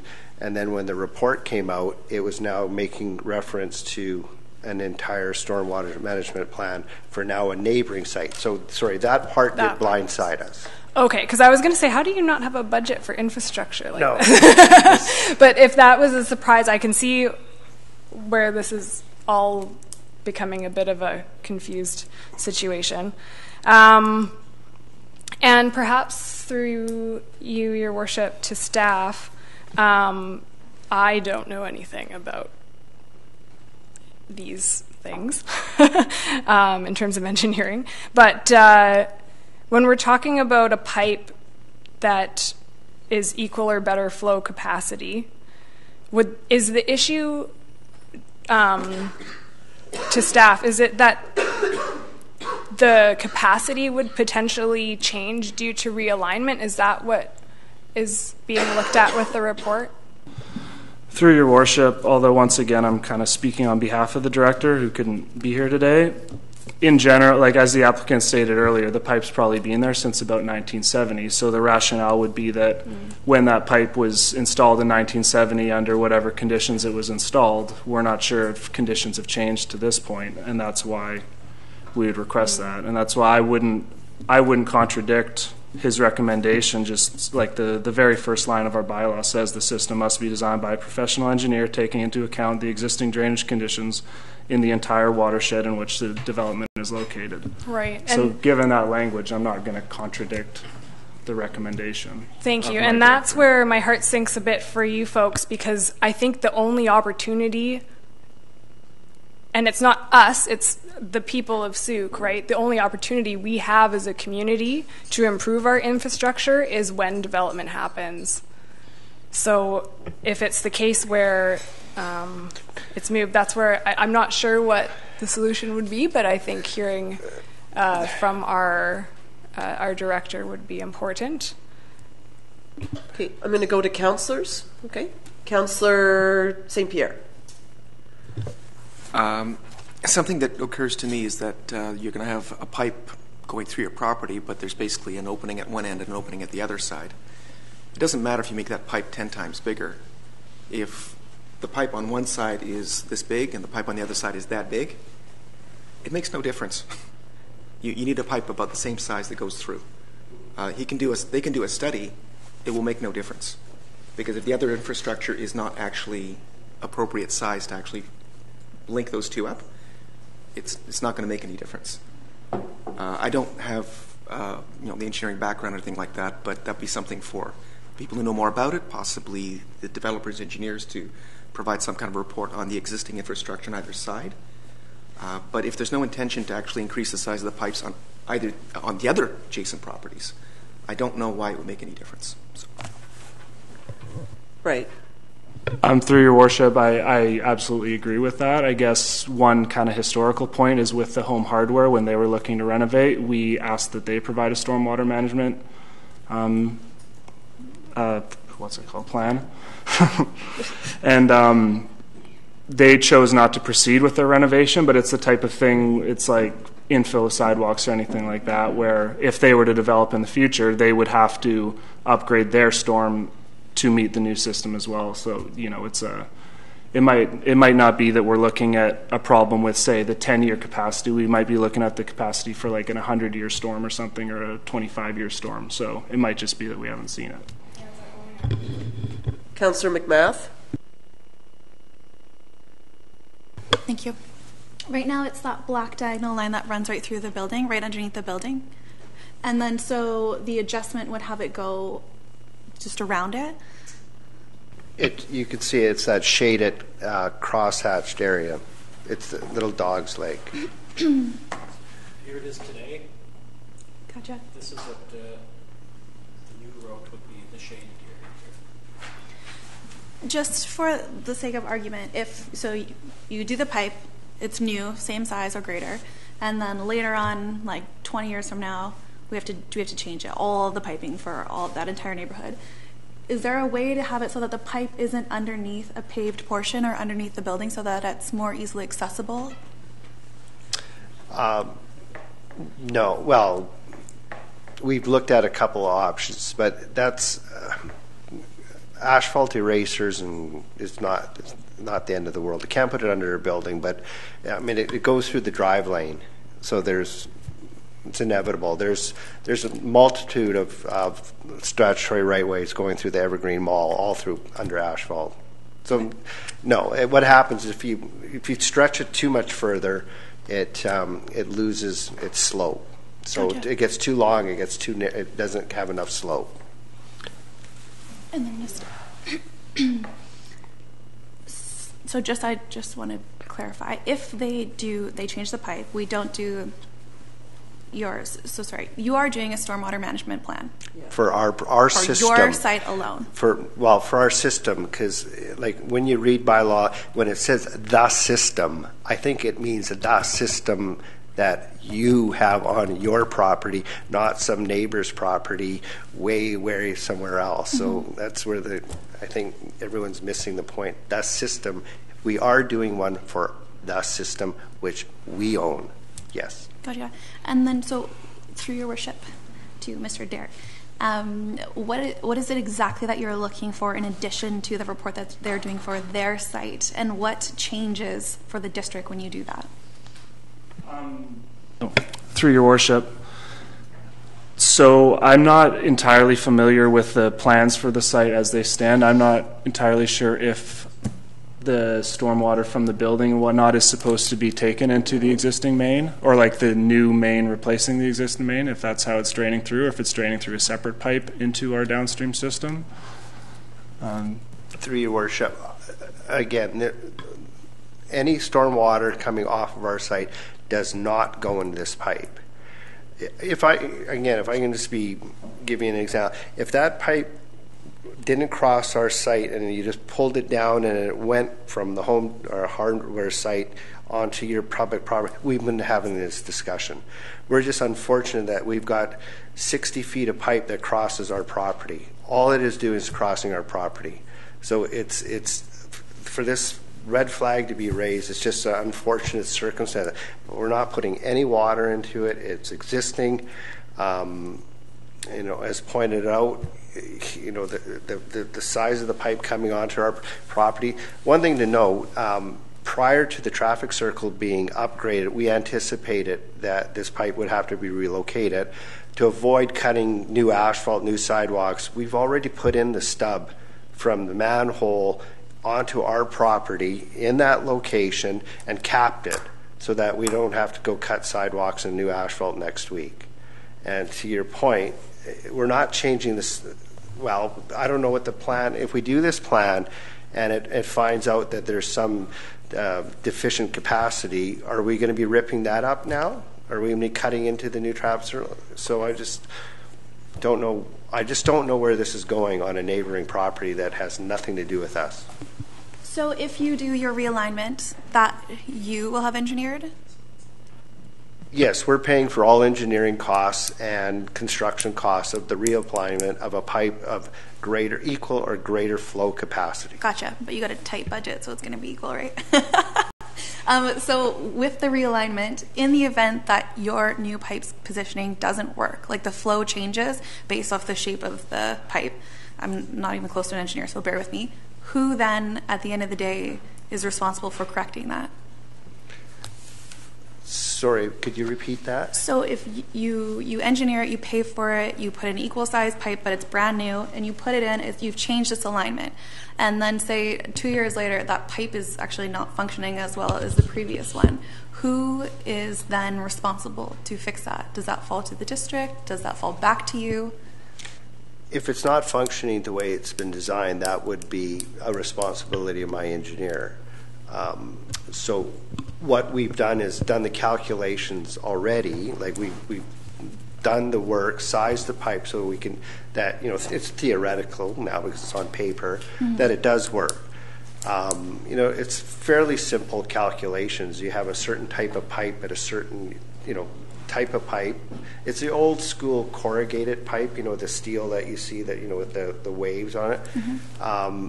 And that it has a lot of flow friction. We're putting in the new high-tech plastic blue pipe that you see, the new developments, much smoother, and we're putting in a larger pipe, and we know the slope, and it's some simple calculations. So what we're offering is those calculations which have been done, presented, the type of pipe, the slope, and saying this proves to be a better system than you have. Can we please move forward? Now we're seeing where we need to go off-site and go chase some rabbits up the road that we have no clue what we're going to find or why we're chasing them. I hear your passion, and I feel that. But at the same token, this is not my area of expertise, and there's sort of this gap of information, I feel like. So I don't want to delay it by any means, but I also don't want to make a choice until I get all of the historical knowledge. So is there a way that we can get that? Yeah, I'll just go to our CAO. Your Worship, we've gotten into a really technical discussion, yes. And the discussion that we're having right now is something that needs to take place with the Director of Development Services, who ultimately is going to decide whether or not the provisions for stormwater management are adequate. And the building permit won't be issued until a stormwater management plan has been provided. Whether that's the stormwater management plan that Mr. Gravenchuk, right? Close now, sorry. Or it's been a long time since you introduced yourself. Or is going to have with Mr. Howitt. So I think there needs to be, I think it rather than have this really technical discussion that ultimately we're going around in circles a little bit on it, it might be profitable for council to consider the development permit, the issuance of the development permit, and let the process roll out. And there could be further discussions obviously required between the applicants and the Director of Development Services. Yeah, no, I would agree with that. This is not in our jurisdiction. You know, I get that you've hit something here, but in the meeting that I attended, it seemed to me that the engineer that was present understood what needed to be done. And then that's our bylaw. And so our community expects us, we pass these bylaws and they have to be upheld. So we can't really comment on something that's infrastructure. It's just, we're not qualified to do that. We'd have to be engineers at this table to be able to make comment on it. There's a bylaw that we put in place. We expect our staff to work it out with you. So I'll go to Councillor Beddoes, and then I'd like to just, I mean, really a development permit to us is forming character. I have been waiting a considerable length of time. Thank you very much. Oh, pardon me, Councillor Beddoes. Through the chair, I'm very frustrated by this. To me, it's a simple fix. I mean, I understand what you're saying in regards to, you know, the wastewater, but that to me is from the development site. I cannot, for the life of me, understand why we would put on the developer to worry about the wastewater farther up the line when he's offering to put a pipe is better than the existing one. As for the length, the width on each side of it, it's true. If it goes in, a 10-inch pipe goes into a 4-inch pipe, but there's no advantage. But at least on the input and the output, those pipes can be changed. But the pipes under the property, once they're in, they're in. And I think the interpretation that I've heard, from what I can gather on it, is that you certainly are responsible for the stormwater on your site, and there's no ifs, ands, or buts about that. But this, I think, is an over and above. It's providing you whatever pipe you take out, you put better, the same, or better. I'd be happy with it myself, but I'm not an engineer. I'll leave it up to the staff to work that out with you. But I think sometimes we ask too much, and I think it's a simple fix. So. Okay, Councillor Logans. I'd like to move the recommended actions that Council approve the issuance of the development permit for the subject property municipally addressed 6660 Sooke Road. Can I do them both, or? Yep, I do want you to consider an amendment, but read out the next one. You can, yeah. No, read out the next part. I will consider that. And that prior to issuance, the applicant enter into a landscape agreement with the District of Sooke, provide a landscape estimate for review and approval by the head of planning and head of parks and environment, and provide a landscape bond of 110% to the cost of the cost estimate. I can't read anymore. For the soft and hard landscaping. And I'd just like to add and direct staff to work with the applicant to confirm the extension of the pavers. Friendly amendment accepted. I want those pavers there. So, and direct staff to work with the applicant to confirm the extension of the pavers. Is there a seconder for that development? Okay, Councillor McMath. So it's moved and seconded. Pavers are in. You'll work out the details on the stormwater. I mean, Councillor Beddoes is just so like, okay, seems fine.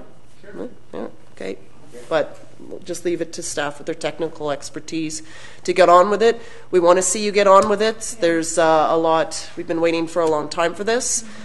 So, you know, I guess if I could say to staff is, I know that we've experienced some slowdown with permitting and the like, but I know that that's getting up to speed again, so we'd like to see this project move ahead. There's other things happening in the site that we'd like to get on with as well. So, yeah. Anything else on the motion? On the motion? On the motion. On the motion. Microphone. On the motion. I assume it's on the motion. Just very quickly, in terms of the storm management off-site, I think we also have to look at the future of stormwater management. The work of the past does actually have to be undone in the future so we can actually put water back into the ground. Yeah. Stormwater management at this point in time is not the way it ought to be. So the likelihood is we're not looking at bigger pipes in the future. We're looking at sinks to get the water back into the groundwater. We're looking at better ways of actually dealing with our stormwater, like catchment, because we're dealing with drought situations potentially. I know it's not up to us, and it's going to be left to the engineers, but I've got a feeling that much bigger pipes are not the solution here. Yeah. Let's do that. Is keep the trees. Excellent. Well, that's why they're planting 3 to 1 trees, right? Okay, good. Councillor McMath? On the motion? Just if it's possible that you could send the information that results from the discussions to us so we can see it, so then the next time this comes forward, it would be in our brains. Okay. All right. I'll call the question. All those in favor? Opposed? This carried unanimously. Okay. Thank you very much, gentlemen. We look forward to you breaking ground in the near future. How's that? And my wife thanks you. Okay. Thank you. Okay, so moving along, we still have a few outstanding items. We've covered off the grants. We have no new business. We have correspondence. The dreaded correspondence file. Maybe not. Correspondence. Okay, I'm just going to... Okay.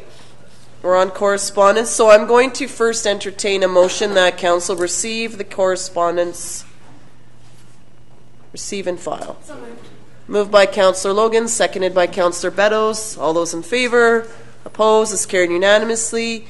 And updates from this. Councillor St. Pierre.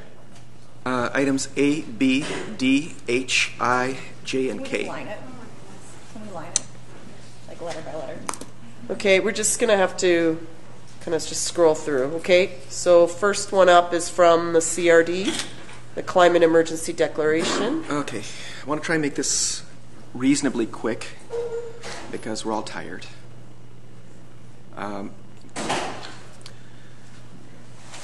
This is a bit historic, so I'm going to read the first paragraph or so of the Climate Emergency Declaration that was sent to us by the CRD. At its February 13th, 2019 meeting, the Capital Region CRD Board unanimously passed a motion to declare a climate emergency and assume a leadership role to work towards achieving carbon neutrality in the region by 2030. The Board also acknowledged that efforts to accelerate climate adaptation efforts are imperative. To show a cohesive voice and further support regional collaborative approach to climate action, the CRD Board is asking that all local governments within the Capital Region declare a climate emergency and work towards achieving carbon neutrality in the municipalities and electoral areas. On October 2018, the Intergovernmental Panel on Climate Change noted that limiting global emissions to 1.5 degrees Celsius is required to avoid catastrophic impacts. I'm just going to stop there. Yeah. I'd like to point out that a lot of people are confused in terms of the role of local government. We actually have much more impact in many ways than the feds or the province or anybody else. We can and have to take a leadership role, and we have to do this. And that's about all I'm going to say. I'd like a motion to actually declare a climate emergency from the municipality. Can you repeat that, please? I'd like to move that the District of Sooke declare a climate emergency. Okay. Is there a seconder for that? Second for discussion. Councillor Bateman is seconding it. So it's on the floor for discussion. Go ahead, Councillor St. Pierre. I think Do you have anything else to add? Lots, but I think Councillor Logans. Too much to say. What was our involvement in the Victoria motion? Because I believe they put something forward, and you were involved in that narrative. It was on. It went to the CRD board, so that the CRD do that as a region. So just to clarify, the City of Victoria put it forward to the CRD for the CRD to declare it for the No, region. actually, it was motivated by a director, a CRD director. So like we can do notice of motions at the CRD board, you can also do the same. So a notice of motion came from my director who's from Saanich and brought it forward to the board to make that determination for the board as a collective. And then the board, which is representative from all 13 plus 3 electoral areas, has now passed that. Okay, thanks. Yeah. Anything further? Councillor Logans? Oh, no. Okay. So it's on the floor for discussion that the District of Sooke also declare that? Councillor St. Pierre?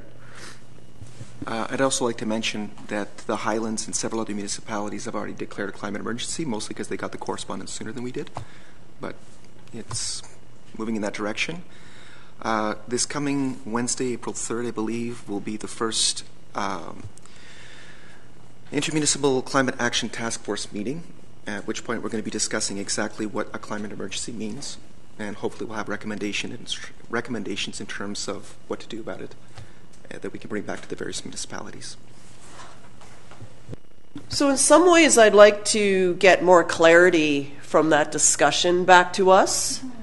It's not that I don't disagree with you, because I was part of the motion that went to the board. And the reason why I'm motivated is because I don't know what we're dealing with here. I don't know what we're measuring to. I don't know what we're striving to meet. I don't know what our target is. I have no idea. So that's where, but I do know that we have low-lying areas. We have areas at risk that are in low-lying areas and floodplains and the like, that food security is a concern for us. So wildfire is a definite concern for us each summer. And that's where it's just looking. So when you declare an emergency, in many ways it's a call to action, and I supported it because, it's a bit of a wake-up call. Like, the world is on fire, and we seem to be in this this bubble that it's like, yeah, it's all good, when I don't feel that it is. Sea levels are rising.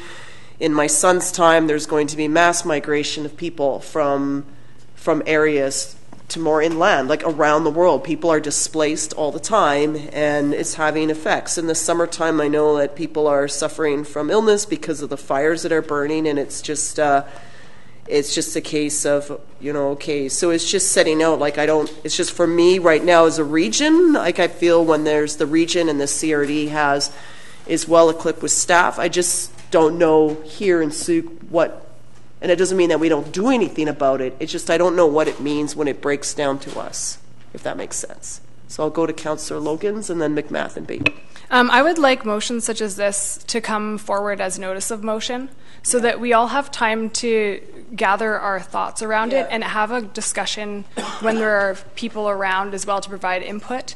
Because I agree that we should. However, having those whys in place and the steps that we can take as a municipality to get it done, and having a fulsome discussion on it, on those steps, and getting feedback on those steps would be important, I think. Councillor McMath? Yeah, in principle, absolutely. I just want to know, then what? What happens? What do we do with that? Where does it go? What's the work that's involved? In principle, absolutely, 110%. Councillor Bateman, then Beddoes. I was slow to second this motion only because the irony of just coming out of an approval of a drive-through in the heart of our town suggests that we don't really get it as of yet. I'd also say that we do have a climate, energy, and emissions plan, which is have a detailed sets of actions moving forward over time. That plan seems to have, like so many plans in the district, has gone into a bottom drawer somewhere. This is a climate emergency declaration is a big picture statement. I don't think we need to necessarily get into steps to address. It's kind of existential crisis that we're facing. So this is a statement coming from our mayor and council, our mayor who with Ned Taylor and Lisa Helps, brought this forward, got the CRD on side with it, and I would suggest that we can simply declare, join with Greta Thunberg and Finn and Chloe and all the young people who are saying it's time for some urgent action. And I don't know what that action is, but we can make it up as we go. But at this point, we would like to just simply say, yeah, we agree. There's a bit of an emergency going on here. So that's my comment. So I will vote in favor of Councillor Beddoes? Again, I think Councillor McMath said it. It's approval in principle. And I think if we do anything like that, it has to be worded that way. Like you, Mayor, I want to see a little bit more details exactly what it means. And but I don't think we put our head in the sand and say nothing's going on. I think something very seriously is going on, and I fear for my grandchildren. But there's not enough information here to just utterly declare war. I think we just have to say, yeah, we're aware of it, and we're going to do our part when we know what our part is. Councillor St. Pierre? All right. I guess the important thing to keep in mind here is that it's a call to action. It's not a determination of action, it's a call to action. If everyone knows there's a problem, then you say there's a problem. That's what we're saying. There's a problem. It doesn't mean that we've decided on solutions. It doesn't mean we've decided on direction. But it means that we're admitting that there's a problem. You know, the first, it's kind of an Alcoholics Anonymous kind of thing, you know. First you admit you're an addict to carbon, and that there's a problem with being an addict to carbon, and then you decide on what the steps might be, whether they be 12 or more or fewer. In this particular case, I think that climate action and work around this has been dragging on for 20 to 30 years as people have been analyzing it and looking for reports and waiting for someone to actually say we need to do something about it. I think this is nonsense. I think that Greta is basically saying to people like us, let's do something now. The world is burning. We know it's burning. We know it's going to burn harder. We haven't had a drop of rain to speak of. We had a few drops actually earlier this evening. This is ridiculous. We know we need to do something. And all we're saying here is we admit that we know we need to do something. Councillor Logans? I would like to move that we postpone this to the next agenda. That way we can have a good discussion about it. I don't think anyone's against it. However, I think the public needs to be involved in this, knowing that it's coming up as well. It's good publicity for the action as well. And I don't want the motion to fail tonight based on not having a discussion. It's worth a discussion, and I think it's also worth moving it to the next agenda. Yep. Is there a seconder to postpone by Councillor McMath? Yes. I'm sorry, we already had my motion. No one seconded. No, your motion is seconded, so it's on the floor. It's being moved to postpone, and then we can discuss it at the next meeting.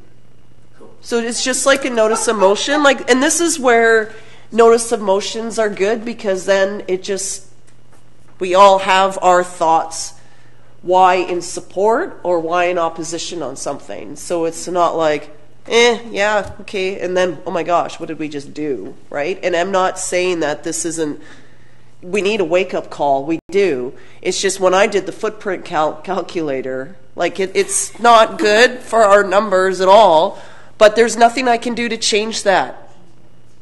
This is all travel that I have being on the FCM and the UBCM, which is all important advocacy work. So it means that I don't do that work. My numbers are going to be terrible next year. And then they'll drop back down to normal, but it's just the reality of it. So, and then I don't want to be a hypocrite, but that's where we're going to balance out a bit. And I haven't been eating locally at all. But not that this is about guilting the mayor, but it's just providing a bit of context. But that's where I just think, in general, good governance is just the notice of motions help. Postponement just gets everyone on the same page together, and then we can move together because we have all of our ducks in a row. Okay? So I'm going to call the question on that council postpone consideration at the next meeting. Okay? All those in favor? Opposed? It's carried unanimously. Okay? But it's a good motion, so we need to just line up. We can get all that good stuff done. Yeah, we'll come back to that. So then we have, our next one is request for Regional Housing Advisory Committee representative. 3 municipalities. So if you're interested, I don't think we have time. Regional Housing. Ebony might also, Councillor Lockwood might also be interested. This Regional Housing Advisory Committee. Oh, there's a hand up from staff. Through your worship, near the bottom of that last big paragraph, it's actually a staff member that's being it's requested. A staff lady. Yep, thank you. UBCM letter about our province's responses. So that's all on salmon. We know that our government is actively doing that. Lois Gardner, I have sent a a motion. I have sent a letter regarding the sewer taxes that within our budget discussions we had discussed options in terms of metering and like, so more of that will come forward in time. Air Manor, there's just an update on their plans. Our place, there's an Easter dinner and there's an opportunity to volunteer there. What is this one here? Oh, good for you. Okay, thank you. There's a thank you letter from Searchin on the grant, which is good. And then there's resolutions from Victoria. So maybe Councillor St. Pierre, you raised this. All of these are going, and I'll just all of these are going forward to the AVICC, and they will be put forward by each municipality. You'll have a chance to hear the debate, weigh in on the debate, and then vote there. So that's how we support that. That's how we do that. That was my question. Yeah, I mean, right now what they're doing is when you do a letter or when you do a resolution, you can start emailing out other municipalities to try to build support. But this discussion will actually happen at AVICC and then potentially at UBCM. So it's just here for our information. Yep. Quick comment. Mm-hmm. I had word from Andrew Donnelly with the Sooke Harbor Players, who is a permanent resident who has been involved with the community for a long time. Yep. There are some people in Sooke who'd really like to see the permanent resident thing go through and for them to actually get voting rights.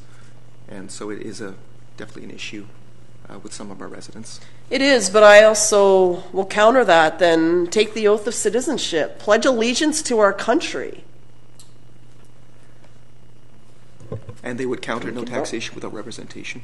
Yeah, and that's how our First Nations feel, and they've been here forever, so they have no representation. So, I don't know. And why just local government? Why not other orders? Why are we suddenly being singled out? So anyway, that'll be one to talk about. There's a letter here from the Legislative Assembly, from Rick Hansen. Sort of glancing at these. 6 other resolutions out of Victoria. Is there anything else in this that anyone is... Anything? On item I, email from the BC Council for International Cooperation, request for climate research collaboration. They're looking for input from municipalities in terms of how they can help with a number of different items. I've looked at it. It's worth following up on, so I'll do that. Okay. Good. All right. We're good. Correspondence. Okay. Any council and CAO reports and updates? Stay healthy, everyone. That's all I really can add right now. I'm now a week behind on everything. That's all I have. I know. Let's keep it to myself. Councillor Wilkins. Thank you. Just wanted to report that the Affordable Housing Committee is meeting once more this Thursday before strategic planning begins, and the committee will likely resume after strategic planning depending on how that all plays out, to advise on affordable housing contributions as directed by Council, and also on the report when it's completed. So I'm not sure what the timeline will be, and I'm sure the discussions will be about whatever when we have them at strategic planning, but I guess we're going to have one more for sure, and then we'll just kind of hold everything until we get more direction from Council on the committees, and also receive the report. The affordable housing RFP has gone out, so we should hear back soon at Council and get started on it. So exciting. I did the footprint calculator, and I was at 4.3 Earths. I feel like I could do a bit better. I live in a tiny home, but it's also fueled differently than others, so that's probably playing a big part in it.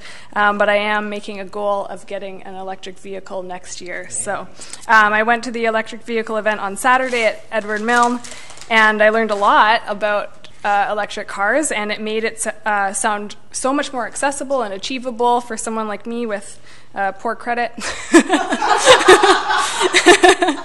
But I look forward to this achievement. And our drive-thrus, they can be driven through with electric vehicles. And it was nice to see that the last presentation had electric vehicle charging stations next to the drive-thru. So, hey, there are ways we can make ourselves better.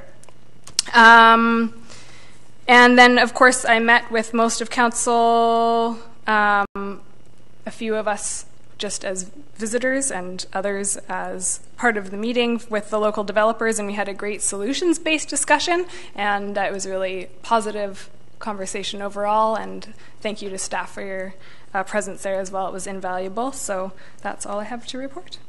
Thank you, Councillor Logans. Councillor Beddoes. Yeah, it seems like I missed something at the last meeting because I was unfortunately down there spending all sorts of credits down in Mexico. But did you sign me up for some sort of footprint thing or something? Yes, we did. Am I part of that? Yes. Well, it sure would be nice if I knew a little bit more about it. So I would expect that one of the councillors would bring me up to speed of what's expected of me. So, Councillor, but I don't read his email. Okay, so Councillor Bateman sent an email out, and with the link, I believe.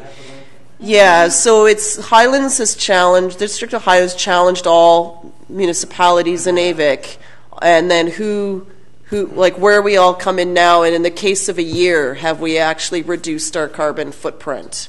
So individually, it'll go in and ask you different questions on where you, how energy efficient your home is, how far you travel with your car, do you carpool, all those sorts of things. And then the big kicker for me was how many hours in flights.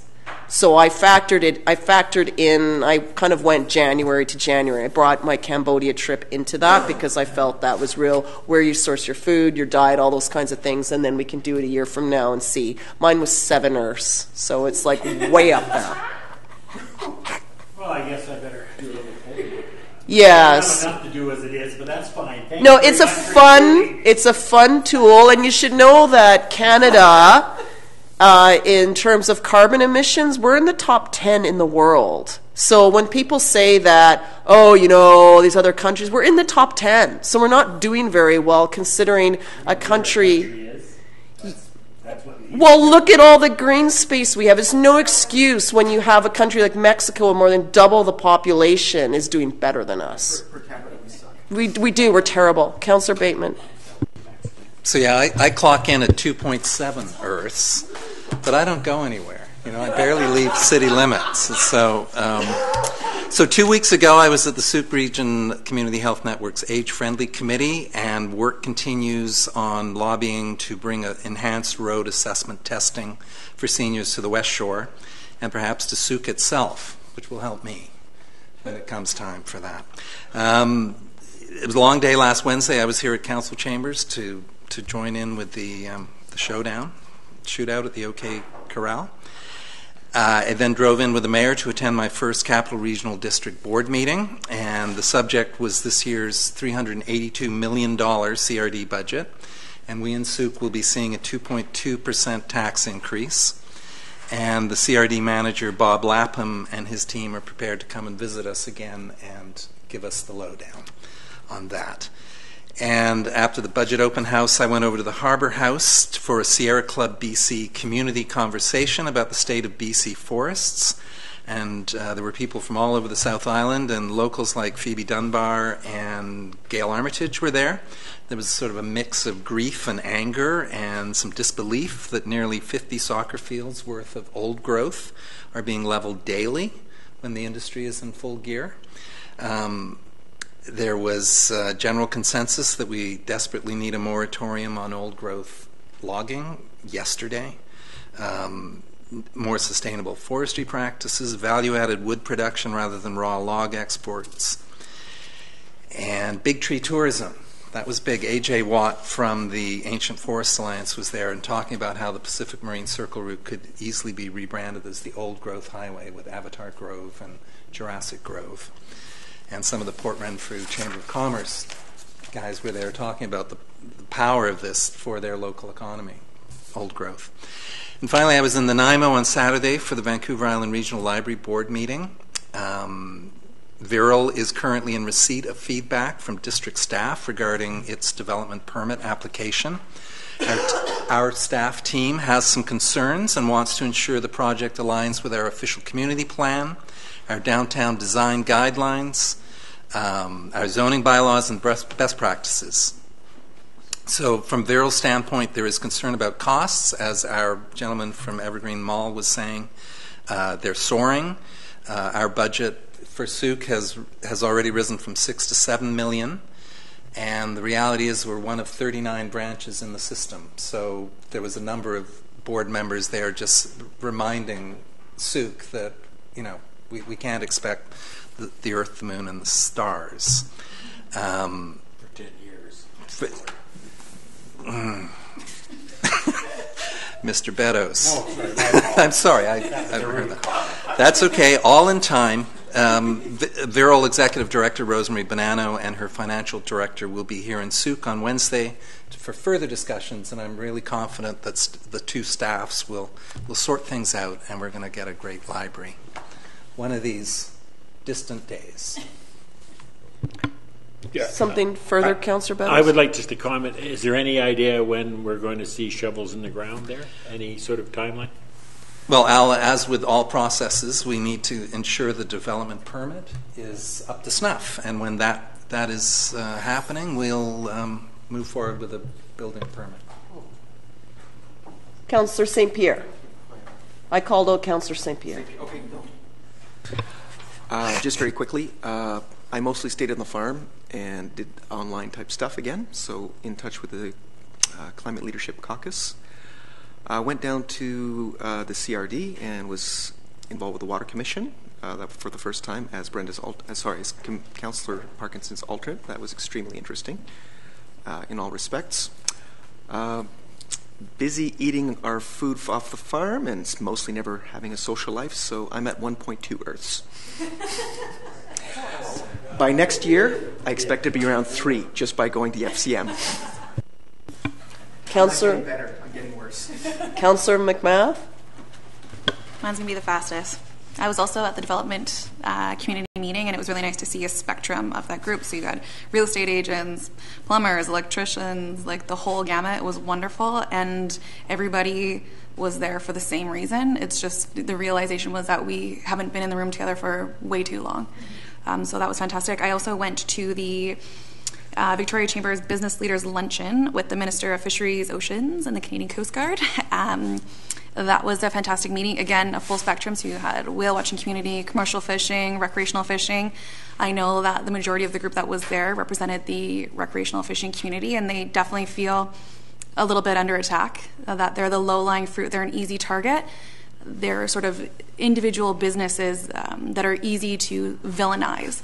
So it's easy to point a finger and it's like, oh, it's a trophy thing. It's unnecessary. It's gluttonous.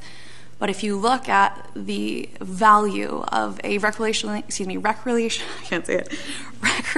caught salmon versus that of a commercially caught salmon, it's triple in value. And that's money that stays in the community.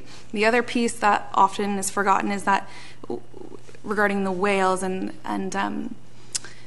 that they're starving. They're sick, they're starving. There's a lot of things. They have noise pollution, but a huge component that goes sort of under the wayside is that the people doing the most work to replenish that stock are also recreational fishermen. So after that presentation, I went and volunteered at the hatchery in Sooke, and I thought I had a concept of, oh, it's a hatchery, I get it, like you raise little fish. There's so much that goes into it. It's absolutely incredible. It's unbelievable. So I'm excited to see what the new hatchery brings forward, and that is the end of my report. Councillor Beddoes. Well, I feel embarrassed now because everybody's commenting on things. So just to let you know that C-Park is moving ahead with a number of initiatives, but there'll be some announcements in April.